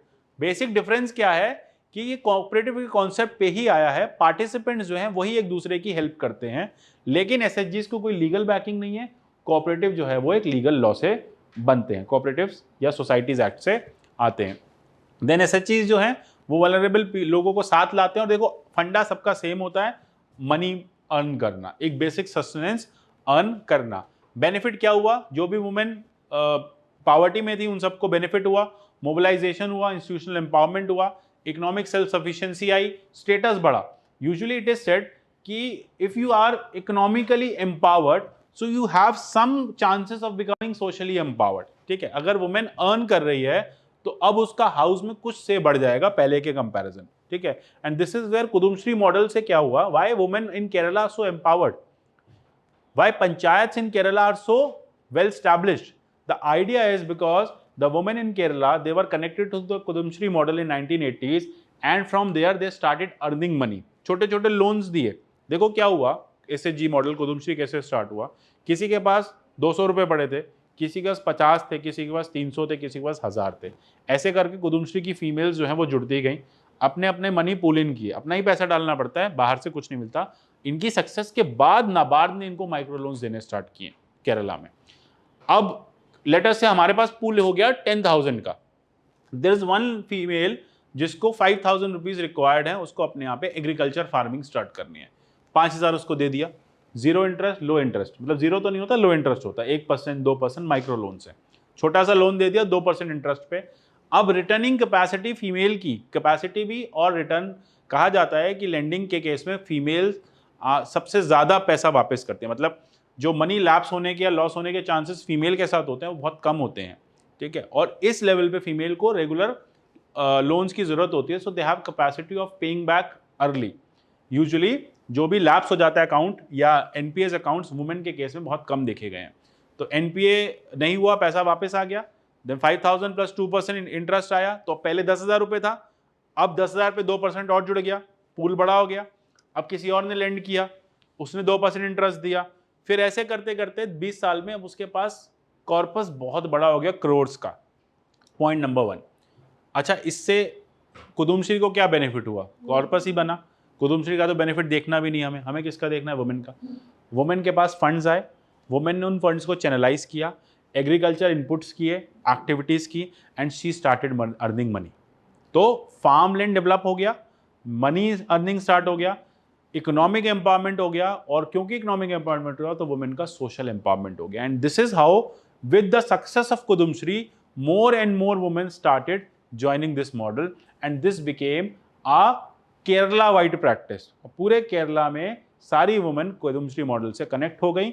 अब जब भी किसी को लोन चाहिए, घर में कोई शादी है, हाउस रिकंस्ट्रक्शन करना है, एग्रीकल्चर एक्टिविटी करनी है, नई फार्म मशीनरी डालनी है, they don't have to go to loan to banks, they don't have to go to these non institutional money lenders who are charging 36%। यहाँ कुदुमश्री 4%, 5% चार्ज कर रहा है, 2% चार्ज कर रहा है, मनी लेंडर 36%। बैंक तो लोन देता ही नहीं है, डॉक्यूमेंट्स नहीं है, बैंक कैसे लोन दे देगा? घर बनाने पे कोई लोन नहीं मिलेगा, शादी करने में कोई लोन नहीं होता है, तो कोई प्रोविजन नहीं है शादी करने पे लोन लेना। Getting this? तो आइडिया है कुदुमश्री जो है वो वुमेन को नॉन इंस्टीट्यूशनलाइज लेंडिंग से बाहर ले आया और एक कुदुमश्री मॉडल या फिर एसएचजी मॉडल की लेंडिंग में ले आया। और अल्टीमेटली क्या हुआ? स्टेटस भी बढ़ा, हेल्थ भी बढ़ी, standards भी बढ़े, लिविंग स्टैंडर्ड्स भी बढ़े। Now they are able to send their children to school, now they have adequate money of sustenance, and ultimately participatory हुई, देन लोअर मैटरनल मोर्टेलिटी हुई, नियोनेटल मोर्टेलिटी रेट कम हुआ क्योंकि भाई अच्छा खाना मिलने लगा। You have the nutritious food, when you have nutritious food to eat, so obviously there will be low cases of mortality, क्योंकि मोर्टेलिटी के बहुत ज्यादा केसेस यही देखे जाते हैं ना, एडिक्वेट अमाउंट ऑफ न्यूट्रिशन नहीं जाता प्रेगनेंसी के टाइम पे, so the foetus is not able to, the womb is not able to hold the foetus. ठीक है, तो सारे फैक्टर्स कैरेक्टरिस्टिक्स हैं। एग्जैक्टली आप कह सकते हैं child labour, because ultimately women started sending the children to schools, तो फार्म पे वुमेन अकेले काम कर रही हैं। अच्छा, केरला में हिट होने का रीजन ये भी था कि केरला में जितने भी मेल काउंटर पार्ट्स है वो सब गल्फ चले गए थे, जितनी भी लैंड्स है ना वो वुमेन के पास ही रह गई थी। इनफैक्ट अब तो क्या हो रहा है, वहाँ की वुमेन लैंडलॉर्ड्स बन चुकी हैं। Now they are giving those land to on this part farming to the migrants from Bihar. Bihar से बहुत बड़ी माइग्रेंट पॉपुलेशन केरला चली गई है। अब जो वुमेन है वो लैंडलॉर्ड बन गई, उन्होंने अपनी लैंड जो है रेंटल बेसिस पे एक बिहारी माइग्रेंट को दे दी है, और बिहारी माइग्रेंट वहाँ पे लैंड टिलिंग कर रहा है, and she is earning the profits. 20 साल में इतना चेंज आ गया है वहाँ पे। ठीक है, ये तो फेमस मॉडल था, जैसे कोरोना के टाइम पे कुछ थे एसएचजी लाइक चिंतन हो गया, तो उसके हम एग्जांपल देख सकते हैं। ऐसा तो नहीं कि एग्जामिनर को नहीं पता ये फेमस नहीं बिल्कुल नहीं ऐसा नहीं। फेमस क्या होता है ना, देखो सबसे बड़ी बात है एसएचजी में हमेशा कुदुमश्री इसलिए पढ़ाया जाता है क्योंकि ये सक्सेसफुल हुआ है। पैन इंडिया बेसिस पे कुछ सक्सेसफुल हुआ ही नहीं। एसएचजी की भी अपनी प्रॉब्लम है। In Bihar also they started SHG model, they could never succeed, क्योंकि सबसे बड़ा प्रॉब्लम एसएचजी के लिए है कि वुमेन की एजुकेशन होना नेसेसरी है। Education as an basic knowledge होना नेसेसरी है कि करना क्या है, जुड़ना कैसे। तो आप कह सकते हो बाकी हैं एसएचजीज हैं हु आर वर्किंग टुगेदर। ठीक है, दे सकते हो बिल्कुल, न्यूज़ में दे सकते हो। जैसे हम इसका लिज्जत पापड़ वाले का भी दे सकते हैं। एग्जैक्टली क्या था, श्री महिला गृह उद्योग है शायद, SEWA है पूरा। ठीक है, सो ये सारी चीज़ें। देन उसके बाद प्रॉब्लम क्या आती है, चैलेंजेस यही हैं कि सदर्न स्टेट्स ने तो सक्सेस ले लिया, हमने देखा, they accounted for 71% of the एसएचजीज। Poorly performing states UP and Bihar, where patriarchy is deeply ingrained. Women का फाइनेंशियल स्टेटस खराब है, नॉलेज नहीं है, एजुकेशन नहीं है, करना क्या है, तो वुमेन एसएचजीज यहाँ चला ही नहीं पा रही हैं। Then ultimately you have family obligations. अब because of the patriarchy women can not go with SHG, they have to look after their families. Necessary expertise नहीं है, पुअर इंफ्रास्ट्रक्चर, गवर्नमेंट सपोर्ट नहीं है, lack of training and capacity building नहीं है इन areas में, इसलिए 71% SHG south में ही हैं। नॉर्थ इंडिया में आपने एसएचजी सुनी भी नहीं है और काम भी नहीं कर पा रही है despite of all governmental efforts. अब प्रॉब्लम आ रहा है एसएचजीज के साथ कि पॉलिटिसाइजेशन बढ़ता जा रहा है, because now this SHGs are being used by the political parties to win elections. जैसे CPI कुदुमश्री को यूज़ करती है। CPI इनफैक्ट कहने की बात है कि CPI और कांग्रेस दो पार्टीज हैं वहाँ पे, आइडियोलॉजी मोरल सेम है when they are in Kerala, ठीक है। इधर there is a Congress CM और there is a CPI CM, आपको सेम पॉलिसीज दिखेंगी।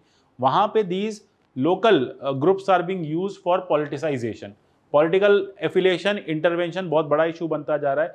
इसकी वजह से SHGs एक पॉलिटिसाइज्ड बॉडी बन गई है। देन SHGs के साथ यही प्रॉब्लम है कि इनके डिपॉजिट्स सेफ नहीं होते, स्टेबल नहीं होते, आज अर्निंग है कल नहीं होगी, कोई बैंक का इनको वो नहीं है, बैकिंग नहीं है, कोई लेंडिंग बॉडी की बैकिंग नहीं है। They have to generate their own resources, they have to distribute the resources, they have to collect the resources, they have to expand the model. सब कुछ उनको खुद ही करना है। As the name suggest they are SHGs, ठीक है। तो अब दूसरा वीकनेस यही हो जाता है, कई बार ये देखा गया है कि मेंबर्स जो हैं वो सेम सोशो इकोनॉमिक बैकग्राउंड से नहीं अगर आते। जैसे यूपी और बिहार में यही प्रॉब्लम आ रही थी कि सिमिलर, अब यूजुअली देयर आर केरला में because education is almost equally penetrated, तो वहाँ पे सोशो इकोनॉमिक बैकग्राउंड से फर्क नहीं पड़ रहा था क्योंकि एजुकेशन लेवल सेम आ रहे थे। अब यूपी में प्रॉब्लम ये आ रही है कि अब women who belong to higher socio economic background is highly educated, lower socio background is not educated at all, तो आपस में कॉम्बिनेशन नहीं बन रहा है। Person belonging to higher social background, उसको वैसे भी जरूरत नहीं है SHG की, लोअर सोशल बैकग्राउंड को चलाना नहीं आता SHG, तो this is more becoming a organisation which is not able to perform. Poor को बेनिफिट हुआ है कहीं ना कहीं, मेनी एक्टिविटीज जो हैं वो अभी भी प्रिमिटिव स्किल्स पे ही डिपेंडेंट है, ठीक है। एग्रीकल्चर एक्टिविटीज प्राइमरली इन्होंने एग्रीकल्चर एक्टिविटीज, डेयरी फार्मिंग यही किया है। ऐसा नहीं हो सकता आपने SHG से लोन लेके इंडस्ट्री डाल लियो, स्मॉल स्केल इंडस्ट्री भी नहीं डाल सकते क्योंकि लोन बहुत छोटे होते हैं। तो अब what utmost you can do is agriculture activities that is primitive in nature, dairying activity that is primitive in nature, तो यही एक्टिविटीज कर पाती हैं फीमेल। इसकी वजह से इनकम बहुत ज़्यादा नहीं है, ऐसा नहीं इनकम है, बट अब depending upon the inflation, depending upon the money value, उतना पैसा नहीं आता, इसलिए दे रिमेन पुअर। हाँ ठीक है, सस्टेनेंस का पैसा आ जाता है, पहले से बेटर होते हैं, बट अंबानी अदानी टाइप या अमूल टाइप कॉर्पोरेट्स नहीं बन पाएंगी। कुदुमश्री एक छोटा ही मॉडल रह गया, अमूल भी उसी के टाइम स्टार्ट हुआ था। अमूल एक बहुत बड़ा मैनेजमेंट, एक बहुत बड़ा कॉर्पोरेट यू कैन से प्रॉफिट मेकिंग मॉडल बन गया, लेकिन कुदुमश्री कोई प्रॉफिट नहीं होता, उनका मनी सर्कुलेशन में रहता है, ठीक है। तो ये वीकनेस है, रिसोर्सेज नहीं है, ट्रेनिंग नहीं है, अकाउंटिंग प्रैक्टिसेस नहीं है, फंड्स का मिसअप्रोप्रिएशन यहाँ पे भी है, and basically they don't have. अब जैसे you will never get to know about कि केरला में कुदुमश्री क्या क्या मॉडल, क्या क्या प्रोडक्ट्स बनाती है। लेट अस से अगर वो कोई SSI भी बना लेती है, स्मॉल स्केल इंडस्ट्री स्टैब्लिश भी कर लेती है, तो उनके पास कोई भी ऐसा प्लेटफॉर्म नहीं है जिससे वो अपने प्रोडक्ट्स को बेच पाएँ। अब यही मैं कह रहा हूँ ना, अमूल और SHG को सिमिलरली रखो, कुदुमश्री को, तो कुदुमश्री लोकल लेवल पे रह गया, अमूल ने हाईली कॉर्पोरेटाइज मॉडल को लिया और वो पूरे कंट्री में फेमस हो गया, इसलिए उसने प्रॉफिट्स मिंट करे। तो ये एक वीकनेस है SHGs के साथ, ठीक है। तो गवर्नमेंट को करना चाहिए, प्रमोट करना चाहिए, तो वही मेजर्स हो गए कि गवर्नमेंट फैसिलिटेटर बने, प्रमोटर बने, इनके प्रोडक्ट्स को शोकेस किया जाए। जैसे अमेजोन का वो है दस्तकारी एक प्लेटफॉर्म है, Amazon they have this handicrafts के नाम से कुछ है, कुछ हिंदी वाला नाम है, देखना। अमेजोन का एक प्लेटफॉर्म है जिसमें these kinds of people can sell their merchandise, ठीक है। वो डायरेक्टली सेलर को बेच सकते हैं। वो अमेजोन चलाता है, बट वो भी बहुत फेमस नहीं हुआ, ठीक है। उसमें इतने लोग ही नहीं है, ना उसके पास सेलर्स हैं ना उनके पास बायर्स हैं, दोनों तरह से नहीं है, ठीक है। तो ट्राइबल्स के लिए स्टार्ट किया गया था। तो these kinds of SHGs can be run in your tribal areas which will basically give tribals. अब जैसे ट्राइबल क्या कर रहे हैं, इफ यू सी, अगर आपको ट्राइबल की प्रॉब्लम को देना हो ना उनके सॉल्यूशन का, तो अगर आप छत्तीसगढ़ और झारखंड के ट्राइबल देखोगे, so they basically have habit of collecting the forest resource, minor forest resource, that is usually bamboo, ठीक है। That is usually this honey, ठीक है, ठीक है। अब ट्राइफेड लेके आ रही है ना सारे प्रोडक्ट्स उनके, ठीक है। तो they have honey, then they have mahua as well, ठीक है। महुआ सीड्स आती हैं, they are that is also famous, और बड़ी महंगी मिलती है यहाँ पे, और आप छत्तीसगढ़ या झारखंड में जाओगे तो आपको बहुत सस्ती मिल जाएगी, ठीक है। देन देयर इज कलौंजी, यहाँ पे 1500 रुपये किलो मिलेगी, वहाँ पे आपको 100 रुपये में भर भर के दे देंगे, ले जाओ, आपके पास जगह नहीं होगी इतनी सारी दे देंगे। So this is where these kinds of minor forest produce, जिनको SHG के थ्रू प्रॉपर पैकेजिंग, लेबलिंग करके ट्राइबल SHG के नाम से सेल किया जा सकता है, सो दैट इनकी भी प्रॉब्लम रिजॉल्व हो जाए और मार्केट से भी ये लोग कनेक्टेड रहे, ठीक है। ट्राइफेड एग्जैक्टली यही कर रहा है, बट ट्राइफेड के साथ क्या, वो सेंट्रलाइज्ड है, गवर्नमेंट रेगुलेटेड है। यहाँ पे हमारा आइडिया क्या है, SHG should be self help, ठीक है, तो TRIFED is also good model of federation, but that can be done in SHG model as well. लेकिन फिर वो ट्राइबल्स कैसे एसएचजी बनाएंगे, they need to have the right kind of knowledge. तो उसके लिए गवर्नमेंट को, लोकल एडमिनिस्ट्रेशन को उनको प्रमोट करना होगा। जैसे कि कभी ऐसी केस स्टडी आ जाए ट्राइबल्स को लेके, आप डीएम हो तो क्या करोगे ट्राइबल्स के लिए, तो बता देना हमें ट्राइबल्स के एसएचजी बनवाएंगे, जिससे उनके प्रोडक्ट्स को हम मर्केंडाइज मैनर में मार्केट में उतार सकते हैं। ठीक है, जैसे जेम पोर्टल बना था वैसे पोर्टल वगैरह भी बना के वही बात मतलब सेम ऐसे में पोर्टल डाल सकते हो, टाइप कर सकते हो अमेजोन के साथ, फ्लिपकार्ट के साथ। ठीक है, अगर लेटर से इनिशियली जेम पोर्टल में तो चलो ठीक है सेंट्रल गवर्नमेंट थी, अब एक एसएचजी के लिए तो पोर्टल नहीं बना सकते हम, तो उसके लिए हम अमेजोन से टाइप कर लेंगे, फ्लिपकार्ट से टाइप कर लेंगे। ठीक है, सो दैट वो एक हमें ऐसा विंडो दे दें जिसमें हम उनके प्रोडक्ट्स को डायरेक्टली सेल करवा पाएँ, so they can get the money directly into their accounts. it means we can add point in with tie with private entity हाँ, with private e-sellers, ठीक है ना, प्राइवेट ई सेलर्स से। तो इस तरह से आपको एसएचजी बेटर कर सकते हैं। Then urban peri urban areas में unit to extend them, monitoring is very important. एक मॉनिटरिंग सेल होना चाहिए जो इन एसएचजीज को कंट्रोल करे, और कमर्शियल बैंक्स को बोलना चाहिए कि आप जो है इनोवेट करें और बेसिकली इनके फाइनेंशियल प्रोडक्ट्स इनके अकॉर्डिंग लेके आए। एसएचजीज को बड़े लोन्स दो, ठीक है, so that they can invest and then they can take the. अब आप क्या करो, आप इंडिविजुअल लोन मत दो, आप पूरा एसएचजी को लोन दे दो। एसएचजी अपने ग्रुप को अपने आप लोन बांट लेगी, वापस उसका रिपेमेंट ले लेगी और आपको रिपेमेंट कर देगी। ठीक है, तो अब आपकी वो टेंशन खत्म बैंक्स की स्पेसिफिकली।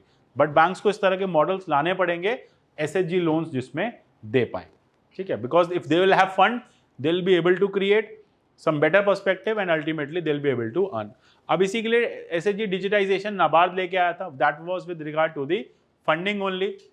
ठीक है, डिजिटाइजेशन होना था उनके अकाउंट्स का, फाइनेंशियल इंक्लूजन होना था। देखो फाइनेंशियल इंक्लूजन हो जाएगा, लेकिन अल्टीमेटली पहले ये देखना है कि वो अर्निंग कहाँ से करेंगे, बिकॉज अगर एक उनके पास अर्निंग प्रोस्पेक्ट होगा तभी तो फाइनेंसेस वापस आएंगे, नहीं तो फाइनेंसेस तो कभी वापस नहीं आएंगे। आप दे दो लोन, किसी की अर्निंग ही नहीं है तो लोन वापस कैसे आएगा। तो पहले हमें अर्निंग के मैकेनिज्म क्रिएट करने हैं, अवेयरनेस लेके आनी है, एजुकेशन लेके आनी है, and then we have to come up with the digitisation. जैसे महिला आर्थिक विकास महामंडी है माविम इन महाराष्ट्र, तो सेम एग्जैक्टली इसका भी फंक्शन है। Kudumbashree in Kerala we have already discussed. Then we have neighbourhood groups आपके आ सकते हैं, ये सारी चीज़ें देख लेना। हम PYQ देखते हैं क्या आया था 2013, ये भी नहीं पूछा बहुत साल से। Penetration of SHGs in rural areas in promoting participation in development programme is facing socio cultural hurdles. ठीक है, इसको लिखो, ये आंसर कर लिख के लाना। आ जाएंगे ना socio cultural hurdles with regard to SHGs। ठीक है, देन दूसरा क्वेश्चन देखते हैं, legitimacy and accountability of self help SHGs and their patterns. The micro finance outputs need systematic assessment and scrutiny for sustained success of concept. Again वही है कि SHGs की same ही है मोर और लेस क्वेश्चन, कि यहाँ पे आपने क्या करना है, पैटर्न्स कौन हुए SHGs के, what are the patterns, those who are running it, ठीक है ना, जो उसमें फीमेल्स आई। देन माइक्रो फाइनेंस आउटफिट्स, जो भी उनको माइक्रो फाइनेंस देने वाले लोग वो हैं। सिस्टमैटिक असेसमेंट होना चाहिए, ठीक है, क्या एग्जैक्ट इश्यूज हैं सिस्टमैटिक असेसमेंट के साथ, कि let us say if you are giving them micro loans, so what is the purpose of micro loan, whether they are able to use it for their fullest. ठीक है, reason कैसे, अब जैसे Kudumbashree case में agriculture activities में micro loan को invest किया तो रिटर्निंग कैपेसिटी हो गई। What if micro loan is not use properly, तो बहुत सारे SHGs क्यों काम नहीं कर पा रहे। जैसे कि एक माइक्रो फाइनेंस ऑर्गेनाइजेशन थी, वो माइक्रो लोन्स देती थी और वो डिफॉल्ट कर गई क्योंकि उसने जितने भी माइक्रो लोन्स बांटे थे वो सारे नॉन डेवलपमेंटल पर्पस के थे, मतलब लोग उसको कंजम्पशन पर्पस पे लेके जा रहे थे। देखो, loan is of two kind, one is for creating an asset, another is for consuming. अगर मैं लोन लेके कंजम्पशन कर रहा हूं तो मैं रिटर्न कैसे करूंगा। कुदुम्श्री ने लोन लेके एग्रीकल्चर एक्टिविटीज में डिस्ट्रीब्यूट किया, इसलिए उसका रिटर्न आ गया। सो अल्टीमेटली इस तरह के जो असेसमेंट्स हैं उससे ये आइडिया हो जाएगा कि ये सस्टेन्ड सक्सेस कैसे कर पाएंगे। जैसे मैंने ट्राइबल के केस में कहा, आप ट्राइबल्स को लोन दो उनके मंथली कंजम्पशन के लिए, वो तो हर महीने लोन मांगने आ जाएंगे। आप ट्राइबल को लोन दो उनकी स्मॉल स्केल इंडस्ट्री को डेवलप करने के लिए, वो कभी लोन लेने दोबारा नहीं आएंगे। फर्स्ट टाइम स्टैब्लिश कर लिया, then they will generate a business cycle. ठीक है, so this is where you need to do assessment कि why they are failing, the financial reasons, the socio economic background, and then what can be done, क्योंकि यहां पे discuss करना है। समझ में आया? डाउट? लिख पाओगे इसको भी? ठीक है, अब ये एक काम करो, दोनों मोरलेस चीज़ें सेम हैं, इसलिए इसमें आप 150 वर्ड्स दो अलग पार्ट्स में लिख लो तो क्लैरिटी आ जाएगी। ठीक है, मोरलेस दोनों सेम ही है। एसएचजी में देखो वो कुछ नहीं पूछेंगे, even if they are asking question this year they will ask you what is SHG, ठीक है, how they are a success, how they have benefited the society, and more than a success they are a failure. अगर आप Kudumbashree model हटा दो SHG के page से तो they are entirely failure, एसएचजीज ने ठीक से काम नहीं किया। आपको बस वही बताना है कि क्यों उनको नहीं ऐसा नहीं, कोई भी खोल सकता है यूजुअली, बेसिकली क्योंकि लोकल है, इनफॉर्मल ग्रुप है, तो वुमेन बेनिफिट के लिए आई थी, क्योंकि मेन के साथ क्या ना, दे फॉर्म कोऑपरेटिव्स, वो कोऑपरेटिव्स का पार्ट बन जाते हैं, वुमेन घर में रहती हैं, वो एसएचजी का फॉर्म पार्ट बन जाती हैं, ये डिफरेंस होता है। और सर जैसे regarding the pooling of funds की बात आपने की, 5 मेंबर्स से सबने 2-2000 रुपए डाले ऐसे, तो एक पहले चलता था चिट फंड्स, वो अभी भी है, उसके लिए तो अभी लॉ भी आया था 2016-17 में आया था ना, चिट फंड एक्ट है हमारा, उसमें भी 2020 में आया था अमेंडमेंट। कब आया? इकोनॉमी में देख लेना, अभी आया है। Chit fund is different thing, chit fund तो is entirely, self help group is basic, देखो चिट फंड कह सकते हो कि वो सेल्फ हेल्प के लिए है, but chit fund is a kind of, you can से, लोन सर्कुलेशन पर्सपेक्टिव। उसमें ना आप कोई एसेट क्रिएट नहीं करते, कोई एसेट क्रिएट नहीं करते, उसमें बेसिकली एक फोरमैन होता है चिट फंड में। चिट फंड पता है? अरे वो कमेटी सिस्टम होता है ना दिल्ली में, वो वही चिट फंड होता है। बेसिकली चिट फंड के लिए क्या होगा, एक कंपनी होगी, एक फोरमैन होगा, ठीक है, उसने फंड स्टार्ट किया, आप सब, हम सब मिलके उसमें इक्वल अमाउंट ऑफ मनी डालेंगे। लेटर से हम जैसे 14 लोग हैं, 15 लोग हैं, तो हम 15 मंथ तक इसको चलाएंगे, सिमिलर कंट्रीब्यूशन होगी, हर मंथ होगी सबके एंड से। ठीक है, अब हमने फर्स्ट मंथ में मनी जो है पुल इन कर लिया, हम सब ने मिलकर, लेटर से 15 लोग हैं और 1500 रुपये के हिसाब से कितना आ गया, 1.5 लाख रुपये आ गया, नहीं 15 लोग हैं, सॉरी 15,000 के 10 लोग ऐसे मान लो, तो 1.5 लाख आ गया। 15,000 पर मंथ आपने देना है, सीधा सीधा मैथ्स रखते हैं ना, और 10 लोग हैं तो 1.5 लाख रुपये मंथ 1 आ गया फर्स्ट मंथ में। अब क्या होगा कि आप सबकी अपनी अपनी नीड्स हैं, किसी को गाड़ी खरीदनी है, किसी को बच्चे की शादी करनी है, किसी को बच्चे को पढ़ने भेजना है, ठीक है, किसी को कुछ पर्पस है, किसी का कुछ पर्पस है। मैं फोरमैन हूँ, ठीक है, तो हमने कितना इकट्ठा किया, 50 लाख। अब आप में जो सबसे ज़्यादा नीडी होगा वो बिड लगाएगा, बिडिंग प्रोसेस में ये बोलेगा कि मुझे 1,35,000 दे दो, मैं 15,000 कट लेने को तैयार हूँ क्योंकि मेरी ज़रूरत बहुत ज़्यादा है। ठीक है, तो ठीक है, अब आप 1.5 लाख रुपए आया था, मैंने आपको कितना दे दिया, 135 दे दिया, 15,000 रुपये बचा।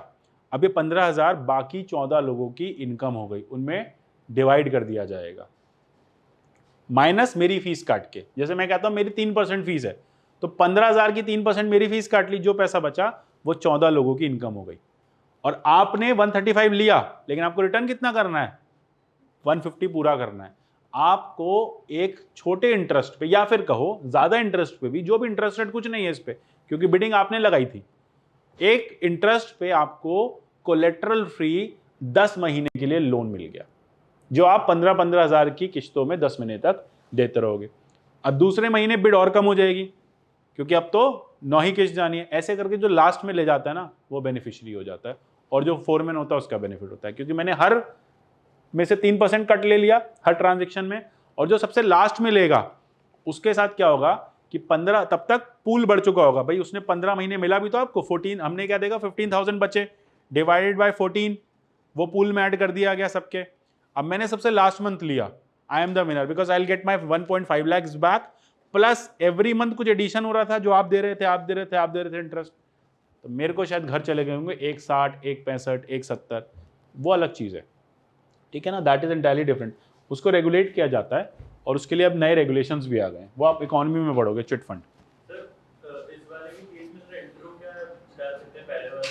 देखो, legitimacy and accountability and their patterns need systematic assessment. ठीक है, तो यहाँ पे आप सीधा लिख सकते हो, क्योंकि यहाँ एसएचजी के बारे में थोड़ा सा मेंशन करना डिपेंड कर रहा है। लेटेस्ट से ये क्वेश्चन एक बार देखना कितने वर्ड्स में है। अगर ये 10 मार्कर में है तो ठीक, आप सीधा स्टार्ट कर दो, एसएचजीज have been very instrumental in the development of the lower strata of the society, but they have been facing several issues. फिर ऐसे स्टार्ट कर दो, ठीक है, फिर एसएचजी मत एक्सप्लेन करना, क्योंकि पूछा भी नहीं व्हाट इज एसएचजी, छोटा भी है, तो सिंपल स्टार्ट कर दो, they have been instrumental yet they have certain crisis, now let us move towards the crisis, then let us move towards the solution to overcome the crisis. इस question को 3 parts में divide कर दो, 2 line में ऐसा introduction start, फिर crisis, फिर solution to the crisis. Similarly penetration of SHG in rural areas promoting is facing socio cultural hurdles, ये भी मोर और लेस सेम हो जाएगा, ठीक है।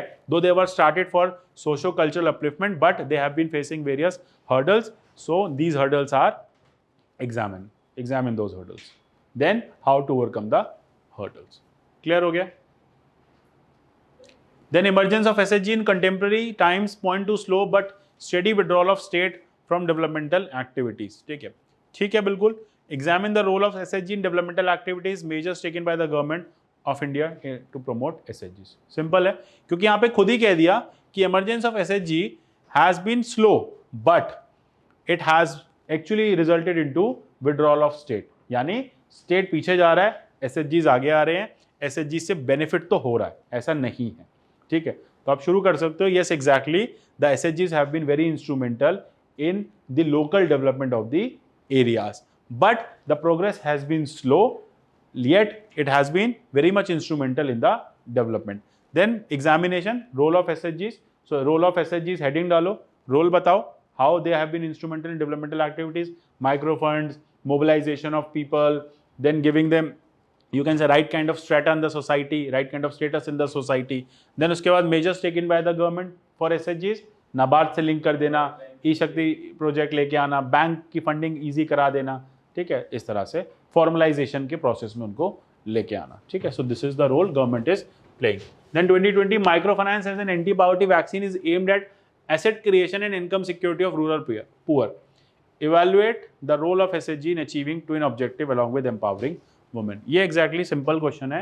ये कह रहा है माइक्रो फाइनेंस क्या है, एंटी पॉवर्टी वैक्सीन है, ठीक है। छोटे छोटे लोन से लोगों की पॉवर्टी एलिवेट हो जाती है। Aimed at asset creation and income security, हमने क्या देखा, केरला की फीमेल्स ने इनकम सिक्योरिटी भी ले ली और एसेट भी क्रिएट कर लिया। ये तो हो गया स्टेटमेंट। अब आपको क्या करना है, इवैल्यूएट रोल ऑफ एसएचजीज in achieving twin objective along with empowering women in rural India. यहां पे आप थोड़ा सा मेंशन कर दो, self help groups have been started with a vision of ensuring the benefit of the local communities in the rural areas, ठीक है। अब by distributing कैसे, by distributing microfinance, by enabling the funds and by ensuring that a visible and credible infrastructure is created, ठीक है, और income security is ensured। Examine करना है तो ये ट्विन ऑब्जेक्टिव्स को ये मीट कर रहा है इन कुदुमश्री मॉडल, ठीक है। In various other models women empowerment has also happened end funds has also be generated. But क्योंकि यहाँ पे टर्म इवैल्यूएशन है तो इवैल्यूएट कर दो कि but there have been certain instances in northern states like UP and Bihar where despite of this whole criteria SHGs this twin objective has not been met। अगर और scope है question में तो फिर hence the government should look towards giving them some various kinds of benefits, linking them with the banking, the formal funding activities, giving them training so that income security and asset creation can be ensured।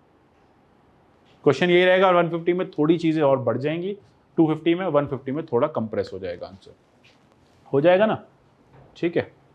कल आगे की topics देखेंगे, cooperatives, and कल I guess last class ही होगी तो कल जो जो इंपॉर्टेंट टॉपिक्स हैं वो करेंगे। कोऑपरेटिव्स एंड ऑल जल्दी जल्दी कर लेना, आरटीआई वगैरह पे फोकस करेंगे, RTI role of civil services, social media and civil servants, ठीक है। 3-4 पॉइंट्स जो इस ईयर के लिए इंपॉर्टेंट है। प्रेशर ग्रुप भी है,